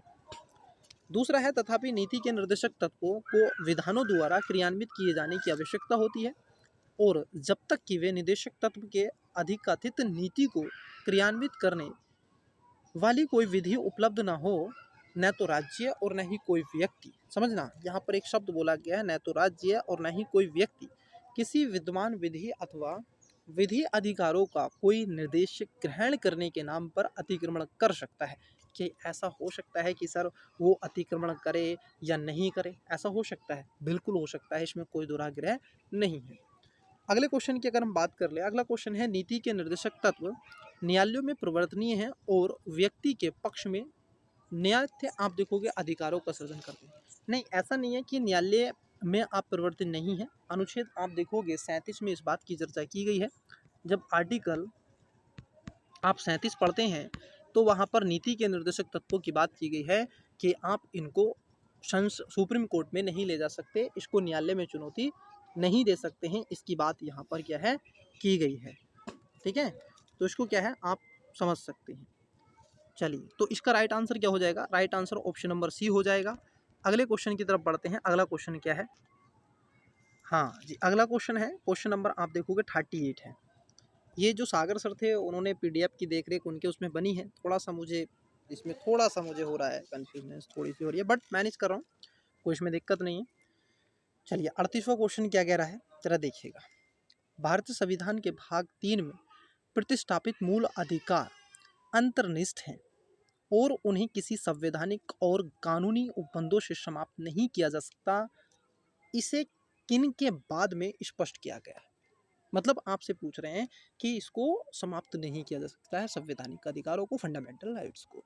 It's clear. चलिए, अब इसमें 4 ऑप्शन देखे रखे हैं। एक आता है AK गोपालन बनाम मद्रास राज्य, B IC गोकलनाथ बनाम पंजाब, C पश्चिम बंगाल राज्य बनाम गणतांत्रिक अधिकार संरक्षण समिति पश्चिम बंगाल, D शंकरी प्रसाद सिंह देव बनाम भारत संघ। ये CDS 2000 आप देखोगे 14 में क्वेश्चन पूछा गया है। ठीक है, क्या पूछा गया है, 14 में क्वेश्चन पूछा गया है। तो राइट आंसर इसका हो जाएगा IC गोखलनाथ बनाम पंजाब राज्य में इस बात को रखा गया था। गोखलनाथ जो केस हुआ था आप देखोगे 1967 में हुआ था। और जब आप, अगर आपने रिवीजन क्लास नहीं देखी है तो जब मैंने फर्स्ट क्लास ली थी, सेकंड क्लास सॉरी, तो उस क्लास में मैंने बहुत सारे आपसे ये केसेस पर चर्चा की थी जब मैंने प्रेम्बल आपको पढ़ाया था। ठीक है, और नहीं देखिए तो देखिएगा, बहुत अच्छे से मैंने कवर करवाई है। ठीक है, पॉलिटी की प्रेम्बल वाली क्लास। चलिए, तो उसमें से ये डायरेक्ट क्वेश्चन है। आइए अगला क्वेश्चन देखते हैं। क्वेश्चन नंबर है 39वां, 39। निम्नलिखित कथनों पर विचार कीजिए, पूछ रहा है आपसे सही। स्टूडेंट्स, इसको पढ़ने के पश्चात निम्नलिखित कथनों पर विचार कीजिए, इसको जरूर पढ़िएगा बाद में एकदम। उपयुक्त कथनों में कौन सा सही है, ठीक है, ताकि आपको पता चल सके पूछ क्या रहा है, ठीक है। चलिए, दो स्टेटमेंट है। पहला है सहकारी सोसाइटी बनाम भारत में, सहकारी सोसाइटी बनाना भारत में एक मूल अधिकार है। देखो हाँ, मूल अधिकार आप देखोगे 19 में इस बात की चर्चा की गई है कि आप कोई संगठन बना सकते हैं, एक सोसाइटी बना सकते हैं, बिल्कुल क्लियर है। दूसरा है सहकारी सोसाइटियां सूचना के अधिकार अधिनियम 2005 की परिधि में नहीं आती हैं। अब पूछ रहा है आपसे सही। अब क्वेश्चन बड़ा टफ था ये 2014 में और अच्छा क्वेश्चन था, बट इस पे आपको पता होना जरूरी था, इस पर पकड़ होना बहुत जरूरी था। इसलिए आप देखोगे जो सहकारी सोसाइटी हैं वो आरटीआई अधिनियम 2005 के तहत नहीं आती है, ठीक है, उससे बाहर इनको रखा गया है। इसलिए right answer option number C हो जाएगा।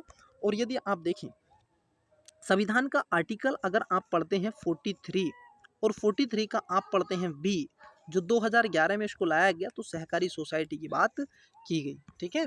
चलिए अगला क्वेश्चन देखते हैं। क्वेश्चन नंबर 40 है, मतलब 40वां क्वेश्चन क्या कह रहा है, देखिए सर 40वां क्वेश्चन, निम्नलिखित में से किस बाद में उच्चतम न्यायालय ने यह व्यवस्था दी है कि संवैधानिक संशोधन भी भारत के संविधान के अनुच्छेद 13 के अधीन विधि हैं जिन्हें मूल अधिकारों से असंगत होने पर शून्य घोषित किया जा सकता है। 13 में कौन सा बात था, मतलब आपसे केस पूछ रहे हैं ये, ठीक है, आपसे केस पूछ रहे हैं और केस ही बताना है। अब देखिए 4 ऑप्शंस देके रखे हैं। ए कह रहा है केशवानंद भारती बाद, बी गोकलनाथ बाद, सी मिनिवा मिल्स बाद, या फिर D Maneka Gandhi. Right answer आप देखोगे इसका क्या हो जाएगा, आप कमेंट्स बॉक्स में भी बता सकते हैं वीडियो को पोस्ट करके। तो गोकलनाथ बनाम मामले में इस बात को रखा गया था कि अगर 13 के अधीन वो बंद नहीं है तो उसको विधिक संगत नहीं बैठता है, तो उसको चुनौती, ठीक है, दे सकते हैं। अगला क्वेश्चन की तरफ बढ़ते हैं। क्वेश्चन नंबर है आपका 41, ठीक है, 41वां क्वेश्चन है।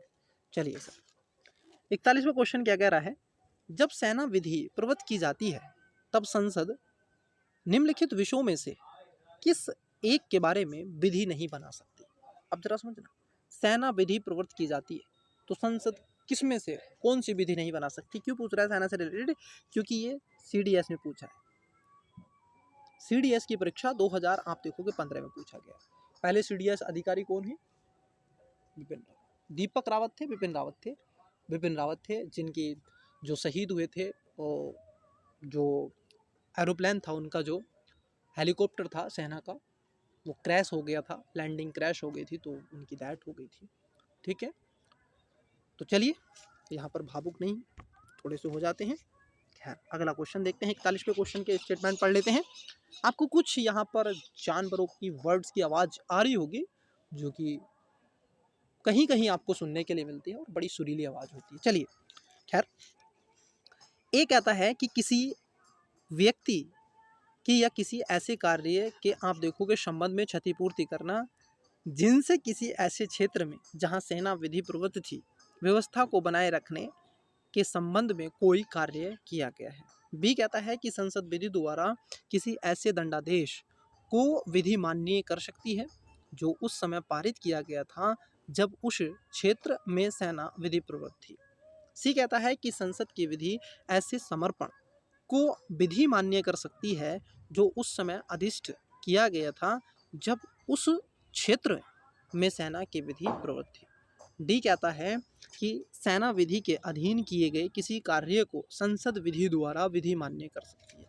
इतना हार्ड क्वेश्चन है स्टूडेंट्स, ये एक तो बड़ा क्वेश्चन बनाया है और हार्ड क्वेश्चन है। स्टूडेंट्स पढ़ता पढ़ता ही भूल जाएगा मैं पढ़ क्या रहा हूँ, ये सच्चाई है इस क्वेश्चन में, क्योंकि मैंने ठीक ठाक क्वेश्चन सोल्व किए हैं तब मेरी ये हालत। देखिए तो इसमें जो राइट आंसर हो जाएगा, हालांकि राइट आंसर इसका डी हो जाएगा, सेना विधि के अधीन किए गए किसी कार्य को संसद विधि द्वारा विधि मान्य कर सकती है, ये बात यहाँ पर कही गई है। अगले क्वेश्चन की तरफ बढ़ते हैं। क्वेश्चन नंबर आप देखोगे 42वां। आइए, ये भी सीडीएस की परीक्षा में पूछा गया है 2015 में। देखिए सर क्वेश्चन नंबर 42, भारतीय संविधान के अनुच्छेद 32 के विषय में निम्नलिखित में से कौन सा कथन सत्य नहीं है।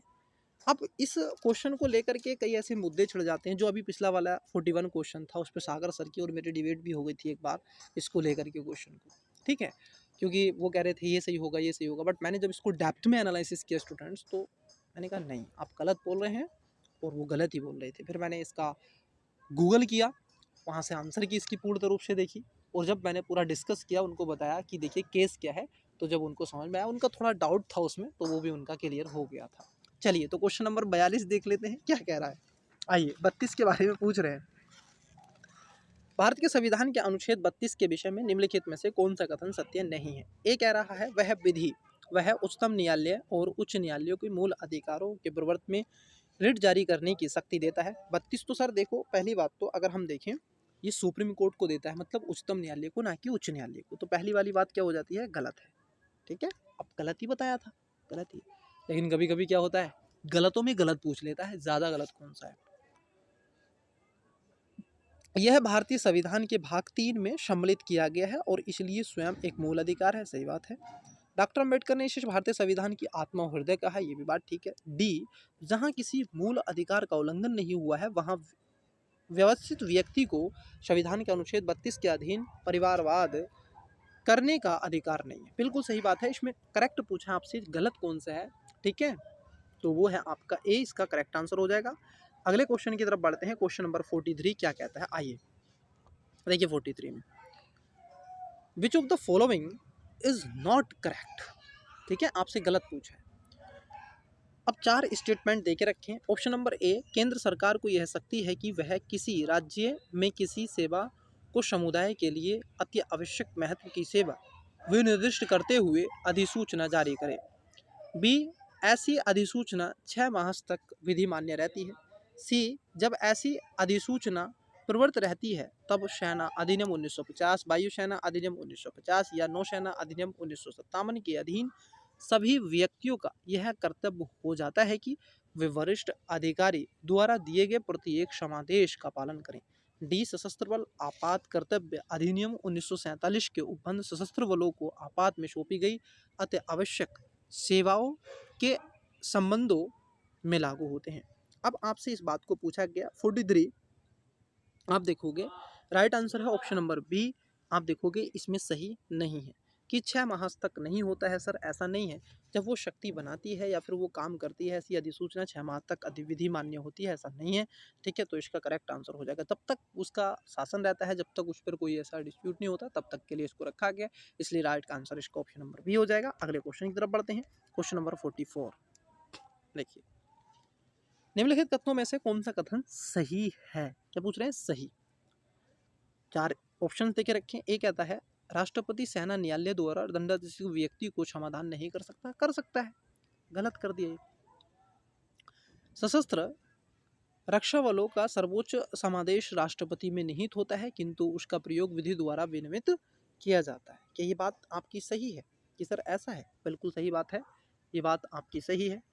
और यदि सी में देखें क्या कह रहे हैं, सी में कह रहे हैं आपके, सी में कह रहे हैं कि जिस व्यक्ति को कठिन कारावास या फिर दंड दिया गया है उसे कठोर कार्य करने के लिए विवश नहीं किया जा सकता, क्योंकि इसे भारत के संविधान के अनुच्छेद 23 का उल्लंघन माना गया है। नहीं सर, ऐसा नहीं है, ये गलत है। 23 तो भाई बाल दुर्व्यवहार की बात करता है, निषेध की बात करता है, ठीक है, बाल श्रम की बात करता है, ये जेल की बात थोड़ा ही नहीं करता है। डी कहता है कि सशस्त्र बल जो अधिकरण अधिनियम 2007 सशस्त्र बलों में व्यक्तियों की सेवा के विषयों के संबंध में भारत के संविधान के अनुच्छेद 226 के अधीन उच्च न्यायालय को शक्तियों को अपवर्जित करता है। ये भी क्या हो जाता है, गलत हो जाता है। तो राइट आंसर क्या था, 20 का करेक्ट आंसर हो जाएगा। अगले क्वेश्चन की तरफ बढ़ते हैं। चलिए सर, अगला क्वेश्चन है 45। क्वेश्चन क्या कह रहा है, आइए देख लेते हैं 45 का। भारत के संविधान के अनुच्छेद 21 के संबंध में निम्नलिखित में से कौन सा ऐसे कथन सही है। किसके बारे में पूछ रहा है सर, 21 के बारे में पूछ रहा है। अब इसमें पूछ रहा है सही, ठीक है, आइए देख रहे हैं। 3 स्टेटमेंट है। पहला है अनुच्छेद 21 का अतिक्रमण तब होता है जब विचारणाधीन कैदियों को अनिश्चित अवधि के लिए न्यायिक हिरासत में निरुद्ध किया जाता है। दूसरा कहता है जीवन का अधिकार एक आधारभूत मताधिकार है और इस अधिकार के अतिक्रमण की शक्ति राज्य के पास भी नहीं है। बिल्कुल सही बात है, आप जीवन जीने का अधिकार नहीं छीन सकते हैं सर। तीसरा स्टेटमेंट है अनुच्छेद 21 के अंतर्गत जननात्मक चयन करने का किसी महिला का अधिकार व्यक्तिगत स्वतंत्रता का एक आयाम नहीं है। ये कह रहे हैं आयाम नहीं है। क्या आपको लगता है कि सर ऐसा नहीं है कि आयाम नहीं है? ठीक है, हर एक महिला को 21 के तहत मातृ सुख पाने का अधिकार है। मतलब कि वो क्योंकि जननी है, वो बच्चे को जन्म दे सकती है, ठीक है, रिप्रोडक्शन सिस्टम है। तो आप देखोगे ये तीसरा वाला स्टेटमेंट गलत है, जहाँ 3 है उसको कट कर दीजिए, ए में है और सी में है। पहला वाला ठीक है और आप देखोगे दूसरा ठीक है, तो राइट आंसर बी इसका करेक्ट आंसर हो जाएगा। कौन सा हो जाएगा? बी इसका करेक्ट आंसर हो जाएगा, ठीक है। 21 के तहत अगले क्वेश्चन की बात कर लेते हैं। क्वेश्चन बहुत अच्छा क्वेश्चन था ये। चलिए क्वेश्चन नंबर आप देखोगे 46वां है, आइए इसके बारे में बात कर लेते हैं। ये कह रहे हैं भारत में शिक्षा के अधिकार के बारे में निम्नलिखित में से कौन सा ये से कथन सही है या है। शिक्षा का अधिकार, राइट टू एजुकेशन के बारे में क्वेश्चन पूछा गया है और सीडीएस आप देखोगे परीक्षा 2017 में है, ठीक है। चलिए 3 स्टेटमेंट है। पहला है 6 से 14 वर्ष तक की आयु के सभी बच्चों के लिए मुफ्त और अनिवार्य शिक्षा का प्रावधान होना चाहिए। बिल्कुल होना चाहिए। शिक्षा का अधिकार अधिनियम 2009 के प्रावधान की अनिवार्यता है कि विद्यालयों में योग्य शिक्षक और बुनियादी अवसंरचना आवश्यक होनी चाहिए। देखो कैसी होनी चाहिए। तीसरा कहता है कि आर्थिक, सामाजिक और सांस्कृतिक पृष्ठभूमि के आधार पर बिना किसी भेदभाव के गुणवत्तायुक्त शिक्षा प्रदान की जानी चाहिए। तो ये भी बात ठीक है। अब मुझे बताओ शिक्षा के अधिकार में क्या आपसे ये पूछा है कि अवसंरचनात्मक चीज़ों को वहाँ पर ध्यान में रखा जाएगा या नहीं रखा जाएगा, क्या उसकी बात की गई है? जी हाँ, उसकी बात एकदम डेफिनेटली की गई है। तो आप देखोगे इसमें तीनों बातें क्या हो जाती हैं? करेक्ट हो जाती हैं। तो राइट आंसर क्या हो जाएगा? ए हो जाएगा सर, क्योंकि ए में इसकी चर्चा की गई है। आइए अगले क्वेश्चन की तरफ बढ़ते हैं। अगला क्वेश्चन है 47। ये कह रहे हैं भारत के संविधान के अनुसार धार्मिक कार्यों के प्रबंधन की स्वतंत्रता के संबंध में निम्नलिखित कथनों में से कौन सा कथन सही नहीं है। ठीक है, क्या पूछ रहे हैं? सही नहीं है मतलब राइट नहीं है। ऑप्शन ए कहता है कि कुछ लघु संप्रदायों को छोड़कर प्रत्येक धार्मिक संप्रदाय को अपने धार्मिक विषयक कार्यों का प्रतिबंध करने का अधिकार होगा। बी कहता है प्रत्येक धर्म में उसके किसी भाग विशेष को चल और अचल संपत्ति के स्वामित्व और अर्जन का अधिकार होगा। सी कहता है प्रत्येक धार्मिक समुदाय को धार्मिक एवं धर्मार्थ प्रयोजन के लिए संस्थानों की स्थापना और उनके रखरखाव का अधिकार होगा। डी कहता है कि प्रत्येक समुदाय को अपने धर्म विषयक कार्यों के प्रबंधन का अधिकार होगा। CDS 2017। अब पूछा क्या था? सही नहीं है कि इसमें स्वतंत्रता के अधिकार, धार्मिक स्वतंत्रता के अधिकार की इसमें बात की गई थी। तो पहला वाला ही अगर आपने अच्छे से क्वेश्चन को गौर किया होगा, और मैं दोबारा पढ़ देता हूँ, देखिए ये गलत है सर। कुछ लघु संप्रदायों को छोड़कर प्रत्येक धार्मिक संप्रदाय को अपने धार्मिक विषय कार्यों का प्रतिबंध करने का अधिकार होगा। ऐसा नहीं है सर कि कुछ को छोड़कर, ऐसा बिल्कुल नहीं है, ठीक है। तो यही क्या है आपका गलत है। चलिए अगले क्वेश्चन की बात कर लेते हैं। अगला क्वेश्चन क्या है, देखिए क्वेश्चन नंबर 48, ठीक है। आइए इसको देख लेते हैं। 48 क्या कह रहा है? 48 में कह रहे हैं कि अनुच्छेद 22 के अंतर्गत व्यक्तियों को गिरफ्तारी और निषेध के संरक्षण के संबंध में निम्नलिखित में से कौन सा कथन सही नहीं है। मतलब गलत पूछा है, ठीक है, गिरफ्तारी निषेध के संरक्षण के संबंध में। ए कहता है कि गिरफ्तार किए गए व्यक्ति को गिरफ्तारी के कारणों से अवगत कराए बिना अभिरक्षा के विरुद्ध नहीं रखा जाएगा। सही बात है ये तो भाई, वो उसको जानने का अधिकार है कि मुझको गिरफ्तार क्यों कर रहे हैं। कोई वारंट दिखाओ, कुछ तो दिखाओ ऐसा जिसके वेहेब पे मुझे गिरफ्तार कर रहे हो। ऐसे थोड़ा ही नहीं कर लोगे यार किसी को भी। कुछ तो दिखाओ, कुछ तो मुझे बता दो, मैं चलने के लिए तैयार हूँ, बट कुछ तो बताओ। बी है किसी व्यक्ति को अपनी रुचि के विधि सलाहकार से परामर्श करने और बचाव कराने के अधिकार से वंचित नहीं कराया जाएगा। बात ठीक है। सी है गिरफ्तार किए गए तथा अभिरक्षा में आप देखोगे निरुद्ध रखे गए प्रत्येक व्यक्ति को उसकी गिरफ्तारी से 1 सप्ताह की अवधि में निकटतम मजिस्ट्रेट के समक्ष प्रस्तुत किया जाएगा। नहीं सर, ऐसा नहीं है कि 1 सप्ताह की बात की गई। जब एक व्यक्ति को गिरफ्तार कर लेते हैं तो आप देखोगे 24 आवर में आपको जो पास का मजिस्ट्रेट है उसके पास में व्यक्ति विशेष को पहुंचाना होता है, ठीक है। तो इसलिए आप देखोगे सी वाला, देखो पहला सही था, दूसरा सही था, बट सी क्या है आपका गलत हो जाएगा। अगर गलत पूछा था। डी कह रहा है कि न्यायिक आदेश के अनुसरण में कामगार में रखे गए किसी व्यक्ति को गिरफ्तारी से संरक्षण का अधिकार प्राप्त नहीं होता है। तो ये भी आपका ठीक है, राइट आंसर हो जाएगा ऑप्शन नंबर सी। इसमें गलत पूछा था, यही गलत है। आइए अगले क्वेश्चन की तरफ बढ़ते हैं। क्वेश्चन नंबर 49 क्या कहता है? चलिए भारत में सांस्कृतिक और शैक्षणिक अधिकारों के बारे में निम्नलिखित में से कौन सा यदि कथन सही नहीं है? क्या कह रहे हैं? कथन सही नहीं है। अब देखिए इसमें कौन सा सही नहीं है? शिक्षण संस्थानों से पूछा, सांस्कृतिक शिक्षण संस्थानों को। ये कहता है नागरिकों के हर वर्ग को अपनी भाषा, लिपि अथवा संस्कृति को बनाए रखने का अधिकार है। बिल्कुल, सब बना करके रखेंगे, सबको ये राइट है। राज्य द्वारा पोषित या फिर राज्य निधि से सहायता प्राप्त करने वाले किसी शैक्षणिक संस्थान में किसी भी नागरिक को धर्म, प्रजाति या भाषा के आधार पर प्रवेश लेने से वंचित नहीं किया जाएगा। ये भी बात क्या हो जाती है? ठीक हो जाती है। सी है शैक्षण संस्थानों को सहायता प्राप्त करने में राज्य किसी शैक्षण संस्थान के प्रति इस आधार पर कि यह किसी बहुसंख्यक संप्रदाय या समुदाय के प्रबंधन के अधीन है, भेदभाव करेगा। यहाँ पर एक शब्द है भेदभाव करेगा। स्टूडेंट्स कभी भी आप देखोगे, सॉरी, स्टेट ऐसा काम नहीं करेगा। ठीक है, तो इसमें जो सी है वो गलत हो जाएगा। डी कहता है धर्म या भाषा किसी पर भी आधारित सभी अल्पसंख्यकों को अपनी रुचि के शिक्षण संस्थानों की स्थापना करने और उनके संचालन का अधिकार होगा। ये भी बात ठीक है। पूछा है सही नहीं है, तो सी इसका करेक्ट आंसर हो जाएगा। सी आप देखोगे सही नहीं है, क्योंकि स्टेट किसी के साथ में भी भेदभाव नहीं करता है और नहीं करेगा। अगला क्वेश्चन देखिए, क्वेश्चन नंबर 50 की बात कर रहे हैं। ठीक है, आइए 50 क्या कह रहा है? 50 में कहा गया है भारत के संविधान में गारंटीकृत मूल अधिकार निलंबित किए जा सकते हैं केवल, मतलब कब आप मूल अधिकारों को निलंबित कर सकते हैं? कोई ऐसी सिचुएशन होगी तब तो। ऑप्शन नंबर ए राष्ट्रीय आपात घोषणा के द्वारा, बी संसद द्वारा पारित अधिनियम के द्वारा, सी भारत के संविधान में संशोधन के द्वारा, डी उच्चतम न्यायालय के न्यायिक निर्णयों के द्वारा। CDS 2017। देखिए सर, आपके जो फंडामेंटल राइट्स हैं कब उनको मूल अधिकारों को निलंबित किया जाता है? जब इमरजेंसी का कोई ऐसा टाइम आता है, परंतु 20 और 21 को छोड़ करके आप सबको क्या कर सकते हैं? वहाँ पर इन सबको क्या कर सकते हैं? रोक सकते हैं। ठीक है, तो इमरजेंसी का प्रोविज़न है। संविधान के अगर भाग की बात कर लें तो संविधान में भाग नंबर आप देखोगे 18 में आपातकाल दिया गया है। आर्टिकल 352 से 360 तक इसके बारे में चर्चा है। 356 जो है ये आप देखोगे राज्य आपातकाल की बात करता है, राष्ट्रीय आपातकाल की बात करता है, या वित्तीय आपातकाल की बात करता है। 360। ठीक है, चलिए रिवाइज करवा दिया आपका, ऐसे ही करवा देते हैं।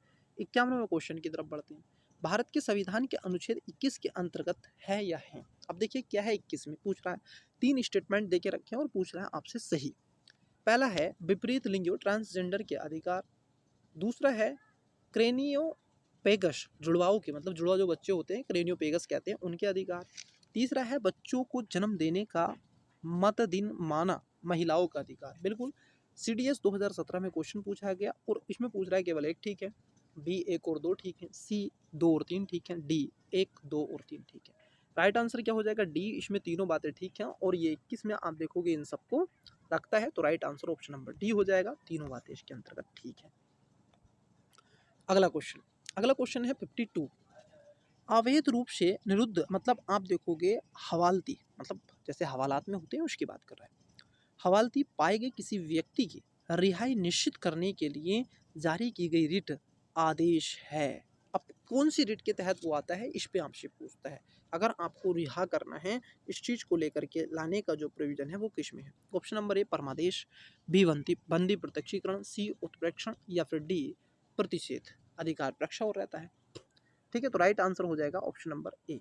बंदी प्रत्यक्षीकरण की बात की गई है कि यदि किसी व्यक्ति को अवैध रूप से निरुद्ध हवालती बनाया गया है तो उसको आप रिहाई का आदेश दे सकते हैं कि उसकी बॉडी को हमारे सामने लेकर के आओ। ऑप्शन नंबर 20 में करेक्ट आंसर हो जाएगा। अगले क्वेश्चन की तरफ बढ़ते हैं। Question number 53। देखिए सर 53 क्या कह रहे हैं? 53 में कह रहे हैं निम्नलिखित कथनों में से कौन सा अंतर्राष्ट्रीय मानवाधिकार संधि नहीं है? इंटरनेशनल ह्यूमन राइट्स जो आप देखोगे पीस क्लोज है, मतलब एक तरीके से मैं कहूँगा टेरिटरी है, उसके बारे में बात कर रहा है, टेरिटरी। ऑप्शन नंबर ए है नागरिक और राजनीतिक अधिकारों पर अंतर्राष्ट्रीय प्रतिज्ञा पात्र, आप देखोगे प्रशिविदा। बी महिलाओं के विरुद्ध भेदभाव के सभी प्रकारों जिसमें रूपों के उन्मूलन पर समझौता। सी अशक्तता वाले व्यक्तियों के अधिकारों पर समझौता कन्वेंशन, या डी विकास के अधिकार पर घोषणा। अब जरा समझना, मानवाधिकार की बात यहाँ पर की जाएगी तो कहाँ पर विकास की बात की जाएगी? जरा समझो इस बात को। क्या वो विकास की बात करेगा? तो आप कहोगे जी नहीं, वो विकास की बात नहीं करेगा, तो इसलिए राइट आंसर क्या हो जाएगा? डी इसका करेक्ट आंसर हो जाएगा। विकास के अधिकारों पर घोषणा की बात नहीं की गई है इसमें, वो मानव ह्यूमन राइट्स की बात करेगा, ना कि इनकी। अगला क्वेश्चन, क्वेश्चन नंबर आप देखोगे 54। भारत के संविधान के अनुसार निम्नलिखित में से कौन सा ऐसे कथन सही है या है? दूसरा क्या है, सही आपसे पूछा ऊपर भी और नीचे भी। ठीक है, देखिए पहला स्टेटमेंट है, 3 है। पहले स्टेटमेंट है कानून के समक्ष क्षमता केवल भारत के नागरिकों को ही है। नहीं सर, अगर 14 की बात कर लें, आर्टिकल 14 जो है वो आप देखोगे इंडियन को और फॉरेनर को, ये दोनों को प्राप्त है। ठीक है, तो पहला वाला क्या हो जाएगा आपका, गलत हो जाएगा। अब एलिमेंट मेथड लगा लीजिए, जहाँ एक है वो कट कर दीजिए जो गलत है। ए और डी में है, या तो बी आंसर होगा या फिर सी आंसर होगा। अब दोनों पढ़ने आवश्यक है, मैंडेटरी है, क्योंकि अलग अलग दे के रखे, ए में बी है और सी में तीसरा है। दूसरा है लोक रोजगार के मामले में अवसर की समानता केवल भारत के नागरिकों को ही प्राप्त है। ये बात एकदम करेक्ट है। आर्टिकल आप देखोगे 16 भारतीयों को है, 15, 16, 19, 29, 30 ये भारतीयों को है, ऑल इंडियंस को। ठीक है, तो इसमें पहला वाला गलत है, दूसरा वाला ठीक है। तीसरा वाला क्या है, वाक स्वतंत्रता और अभिव्यक्ति स्वतंत्रता का अधिकार भारत में रहने वाले सभी नागरिकों को। नहीं, ये भारत में रहने वाले सभी नागरिकों को नहीं है, केवल इंडियंस को है। इसलिए आप देखो इसका राइट आंसर ऑप्शन नंबर 20 का करेक्ट आंसर हो जाएगा। ठीक है, क्या हो जाएगा, 20 का करेक्ट आंसर हो जाएगा। स्टूडेंट्स मैं थोड़ा पानी पी लेता हूँ, आप इतने क्वेश्चन को पढ़िएगा। ठीक है, चलिए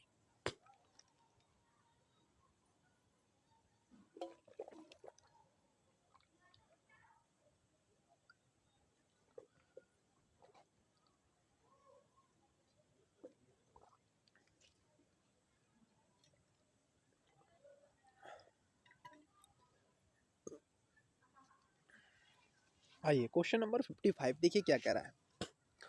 55 क्वेश्चन में कहा गया है, आई होप आपको चीज़ें अच्छे से विजिबल हो रही हैं। सेशन को लाइक भी कर लीजिएगा स्टूडेंट, शेयर भी कीजिएगा, कमेंट्स करना मत भूलिएगा। धड़ाधड़ आंसर आप कमेंट्स बॉक्स में बताइएगा, धड़ाधड़। देखिए 55 में क्या है, किस संवैधानिक संशोधन अधिनियम ने राज्य को व्यादेश दिया कि 6 से 14 वर्ष तक की आयु के सभी बच्चों को निःशुल्क और अनिवार्य शिक्षा का प्रावधान है? ऑप्शन नंबर ए है 85वां संविधान संशोधन अधिनियम, बी 86वां संविधान संशोधन अधिनियम, डी 87वां संविधान संशोधन अधिनियम, डी 88वां संविधान संशोधन अधिनियम। फैक्ट है, सीआईएसएफ में पूछा है। ठीक है, 2019 एलसीडी में। तो राइट आंसर है ऑप्शन नंबर इसका बी हो जाएगा सर। 86वें संविधान संशोधन 2002 में इस बात को रखा गया और आर्टिकल 45 डीपीएसपी से निकाल करके उसको फंडामेंटल राइट्स संविधान का अनुच्छेद भाग 3 आर्टिकल 21 का ए जोड़ा गया और डीपीएसपी आप देखोगे उसमें से निकाल के फंडामेंटल ड्यूटीज 11वीं जोड़ दिया गया। पहले 10 थे, फिर उसको 11 कर दिया गया कि पेरेंट्स का ये दायित्व होगा कि वो अपने बच्चों को शिक्षित करें और शिक्षा दिलवाएं। अगला क्वेश्चन 56, भारत के संविधान को कौन सा अनुच्छेद अल्पसंख्यक वर्गों को शैक्षणिक संस्थान स्थापित करने और संचालित करने का अधिकार उपलब्ध कराता है? ऑप्शन नंबर ए संविधान का अनुच्छेद 27, बी अनुच्छेद 28, सी अनुच्छेद 29, डी अनुच्छेद 30। अब देखो इसमें जो 56 है आपको बताना है कि शिक्षण संस्थानों की बात जब करता है तो ये जो शिक्षण संस्थान के अनुसार दिया गया है वो 30 में दिया गया है। ठीक है, जबकि अपनी लिपि वगैरह भाषा को बचाने का अधिकार जो है वो 29 में है। ठीक है, 30 में आपको शिक्षण संस्थानों से संबंधित अधिकार है। धर्म के जो उपलक्ष्य में जो चीज़ें रखी गई हैं वो 29 में है अल्पसंख्यक को लेकर के। ठीक है, चलिए अगले क्वेश्चन की तरफ बढ़ते हैं। क्वेश्चन अगला देखते हैं क्या है सर, देखिए आइए अगले क्वेश्चन की तरफ बढ़ते हैं। देखिए सर अगला क्वेश्चन है आपका 57वां, भारत के संविधान के अनुच्छेद 32 के अंतर्गत संवैधानिक उपचारों के अधिकार के बारे में निम्नलिखित में से कौन सा कथन सही नहीं है? मतलब गलत आपसे पूछ रहा है, नोट करेक्ट पूछ रहा है 32 से रिलेटेड। ठीक है, देखिए ये कह रहे हैं सही नहीं पूछा ना, और किससे रिलेटेड पूछ रहे हैं, 32 से। ये कहते हैं कि यह मूल अधिकारों के प्रवर्तक का अधिकार है। बी इस उपबंध के अंतर्गत उच्चतम न्यायालय को रिट जारी करने का अधिकार है। ठीक है, सी इस अनुच्छेद द्वारा प्रत्यभूत अधिकारों को निलंबित नहीं किया जा सकता। डी इस उपबंध के अंतर्गत संसद किसी अन्य न्यायालय को रिट जारी करने के अधिकार का प्रयोग करने की शक्ति दे सकती है। क्या संसद को ये अधिकार दिया गया है कि तुम ऐसा करो? तो आप देखोगे इसमें जो करेक्ट आंसर हो गया, गलत आपसे पूछा है डी भी ठीक है, ए भी ठीक है, सी भी ठीक है, परंतु आप सॉरी बी भी ठीक है। आप देखोगे इसमें जो गलत पूछा है वो आपका सी है, क्योंकि इस अनुच्छेद में ऐसा कोई प्रोविजन नहीं है कि अधिकारों को निलंबित किया जा सके। ठीक है, चलिए क्वेश्चन नंबर है 58वां। ये क्या कह रहे हैं, ये क्वेश्चन पूछ रहे हैं, क्या पूछे हैं, क्वेश्चन आपसे पूछे हैं 58 में। ठीक है,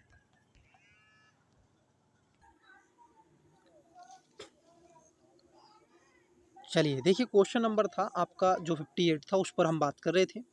निम्नलिखित में से किस अनुच्छेद में भारत का संविधान अस्पृश्यता और किसी भी रूप में इसके व्यवहार को समाप्त करता है। अब ये अस्पृश्यता की जो बात की गई है संविधान के अनुच्छेद 17 में की गई है। आइए अब इसी पर देख लेते हैं थोड़ा फास्ट वे में। ठीक है, तो संविधान के अनुच्छेद 17 में बात की गई, ऑप्शन नंबर ए 17, बी अनुच्छेद 18, सी अनुच्छेद 19, डी अनुच्छेद 15। तो राइट आंसर ऑप्शन नंबर ए हो जाएगा। अगले क्वेश्चन की तरफ बढ़ते हैं। 59 में कहा गया है कि भारत के संविधान के अनुच्छेद 19 द्वारा प्रत्याभूत अधिकारों में निम्नलिखित में से क्या नहीं है। ये पूछ रहे हैं क्या नहीं है 19 में। ऑप्शन नंबर ए वाक अभिव्यक्ति की स्वतंत्रता, बी कोई भी प्रवृत्ति करने का अधिकार, सी अपनी पसंद के धर्म का पालन करने का स्वतंत्र, और सी संगम बनाने का संबंध। देखो ये जो धर्म के पालन करने की जो स्वतंत्रता की बात कर रहे हैं, यह आप देखोगे संविधान के अनुच्छेद 25 में इस बात की चर्चा की गई है, ना कि 19 में। ठीक है, तो इसलिए इसका जो गलत आंसर है वो ऑप्शन नंबर सी इसका करेक्ट आंसर हो जाएगा। अगले क्वेश्चन की तरफ बढ़ते हैं। क्वेश्चन नंबर है आपका, आप देख रहे हैं 60वां क्वेश्चन। ठीक है, चलिए भारत में धर्म की स्वतंत्रता के अधिकार के संबंध में निम्नलिखित में से कौन सा या कौन से कथन सही नहीं है। किसकी बात कर रहा है, धर्म की स्वतंत्रता। 25 से 28 तक धर्म की स्वतंत्रता के बारे में चर्चा की गई है और इसी के बारे में पूछ रहा है। ठीक है, चलिए ऑप्शन अब यह अधिकार सभी व्यक्तियों को अंतःकरण की स्वतंत्रता देता है। बी यह राज्य निधियों से पूर्णतः पोषित शिक्षण संस्थानों को धार्मिक शिक्षण प्रदान करने की अनुमति नहीं देता है। सी यह राज्यों को ऐसी विधि बनाने से निर्वाहित करता है जो सामाजिक कल्याण में सुधार के लिए हो। डी हिंदू के प्रति निर्देश में सिख और जैन बौद्ध शामिल हैं। देखो पूछ रहा है सही नहीं है, और क्वेश्चन नंबर 60 क्या पूछ रहा है आपसे, सही नहीं है। ठीक है, इसकी बात आपसे पूछी गई है। राइट आंसर हो जाएगा सी, इसका करेक्ट आंसर हो जाएगा। ठीक है, कि राज्य को ऐसी विधि बनाने से निर्वाहित नहीं कर सकता है। ठीक है, तो इसको ध्यान में रखना है। अगले क्वेश्चन की तरफ बात कर लेते हैं। 61 क्वेश्चन देखिए, कोई पुलिस अधिकारी बिना वारंट या मजिस्ट्रेट के आदेश के बिना किसी ऐसे व्यक्ति को गिरफ्तार कर सकता है। ऑप्शन नंबर ए जो उस पुलिस अधिकारी की उपस्थिति में संज्ञेय अपराध करता है। बी जो एक उद्घोषित अपराध है। सी जिस पर संघ के सशस्त्र बलों में से किसी से भगोड़ा मतलब आप देखोगे डिजर्ट होने का उचित संदेह है। डी उपयुक्त। तो राइट आंसर है कि जो उस पुलिस के अधिकारी की उपस्थिति में संज्ञेय अपराध करने वाला है, ताकि एक तरीके से जो सामाजिक व्यवस्था है वो छिन्न भिन्न ना हो सके, उस पर ये काम करता है। ठीक है, अगले क्वेश्चन की तरफ बढ़ते हैं। क्वेश्चन है आपका 62वां। आइए, जब कोई व्यक्ति गिरफ्तार किया जाता है और पुलिस अभिरक्षा में निरुद्ध है और यह प्रतीत होता है कि अन्वेषण 24 घंटे में पूरा नहीं किया जा सकता, तो अभियुक्त को अधिकतम कितनी अवधि के लिए पुलिस अभिरक्षा में रखा जा सकता है। ऑप्शन नंबर ए 7 दिन, बी 15 दिन, सी 60 दिन या फिर डी 90 दिन। अब देखिए 62 में आप देखो कितने दिन तक रख सकते हैं उसको, क्योंकि पुलिस अभिरक्षा में ये पूछ रहे हैं। ठीक है, तो कितने दिन तक उसको रख सकते हैं, आप देखोगे भी 15 दिन तक उसको क्या है हम रख सकते हैं। और यदि उससे आगे बढ़ाना है तो एक बोर्ड बनेगा, कमेटी बनाई जाएगी। ठीक है, उसके कहने पर उसके कहीं ना कहीं दिशा निर्देशों के अनुसार चीज़ें होंगी। अगला क्वेश्चन की तरफ बात कर लेते हैं। 63 ये कह रहे हैं निम्नलिखित कथनों पर विचार कीजिए, भारत के संविधान के अनुसार उपयुक्त में से कौन से मूल अधिकार हैं। ऑप्शन नंबर ए वाक स्वतंत्र और अभिव्यक्ति स्वतंत्रता अधिकार। ठीक है, मूल अधिकार। संपत्ति का अधिकार, शिक्षा का अधिकार। देखो संपत्ति का अधिकार आपका कोई मूल अधिकार नहीं है, जहां पर दो होगा वो गलत हो जाएगा, तो डी और बी में गलत हो जाएगा और पहला और तीसरा सही है, तो right answer option number C हो जाएगा। अगले क्वेश्चन की तरफ बढ़ते हैं। क्वेश्चन है आपका 64वां। कौन सा है, 64वां क्वेश्चन है। देखिए सर, भारत के संविधान के अनुच्छेद 21 के अधीन प्रत्यक्ष आप देखोगे यथा प्रत्यभूत प्राण और देही स्वतंत्रता के मूल अधिकार के लिए निम्नलिखित में से कौन सा ऐसे कथन सही है। ठीक है, 21 की बात करता है और 21 में आपको ये चीज़ें देखने के लिए मिलेंगी। ठीक है, तो इसमें जो है किसके अधीन प्रतिभूत को पूछा है। अब 3-4 स्टेटमेंट दे के रखे हैं और आपसे पूछ रहा है सही। ठीक है, देखिए ए एक है, यह अधिकार नागरिकों को एवं अन्य देशियों को भी उपलब्ध है। 21 जो है बिल्कुल सही बात है, भारतीयों को और विदेशियों को दोनों को है। इसमें स्वेच्छाचारी कार्यपालिका एवं विधायी कार्यवाही से संरक्षण का समावेशन है। तीसरा स्टेटमेंट कहता है इसमें मानवीय गरिमा के साथ जीवन जीने का अधिकार सम्मिलित है। बिल्कुल सही बात है। और चौथा स्टेटमेंट है कि इसे विधि द्वारा स्थापित प्रक्रिया के अनुसार छीना जा सकता नहीं। आप 20 और 21 को कभी नहीं छीन सकते, जहाँ 4 है उसको गलत कर देंगे। ठीक है, तो आप देखोगे बी, सी और डी गलत है, ए इसका करेक्ट आंसर हो जाएगा। इसमें आप देखोगे पहला, दूसरा और तीसरा सही है, चौथा गलत है, इसलिए राइट आंसर ऑप्शन नंबर ए हो जाएगा। अगले क्वेश्चन की तरफ बढ़ते हैं। क्वेश्चन नंबर आप देखोगे, आपका क्वेश्चन है 65वां। ठीक है, आइए 65वें क्वेश्चन में क्या कहा गया है। ये कह रहे हैं भारत का संविधान अपने सभी नागरिकों को धर्म की स्वतंत्रता का मूल अधिकार प्रतिभूत करता है। इस अधिकार के बारे में निम्नलिखित में से कौन सा सही नहीं है। क्या कह रहे हैं, सही नहीं पूछ रहे हैं। अब इसमें आप देखोगे 4 ऑप्शन दे के रखे हैं। ए, ठीक है, पहली बात तो मूल अधिकार है धर्म की स्वतंत्रता 25 से 28। अब देखिए ये कह रहे हैं ए, यह अंतःकरण की स्वतंत्रता और किसी भी धर्म के मान्य आचरण करने और प्रचार करने की स्वतंत्रता देता है। बी, यह धार्मिक और पूर्त प्रयोजनों के लिए संस्थानों की स्थापना और पोषण की स्वतंत्रता देता है। सी, यह अधिकार लोक व्यवस्था, सदाचार और स्वास्थ्य के अधीन है। डी, राज्य कोई भी ऐसा कानून नहीं बना सकता जो नागरिकों के इस अधिकार का निराकरण करे। अब देखिए जो 65वां है, ठीक है, इसका जो करेक्ट आंसर हो जाएगा ऑप्शन नंबर डी, इसका क्या हो जाएगा, आप देखोगे सही नहीं है। ठीक है, तो इसको क्या है आपको ध्यान में रखना है। ठीक है, तो क्या है कि इसको आपको ध्यान में रखना है सर।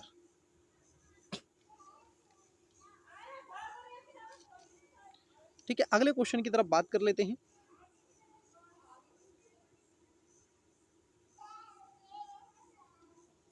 ठीक है, अगले क्वेश्चन को देखते हैं।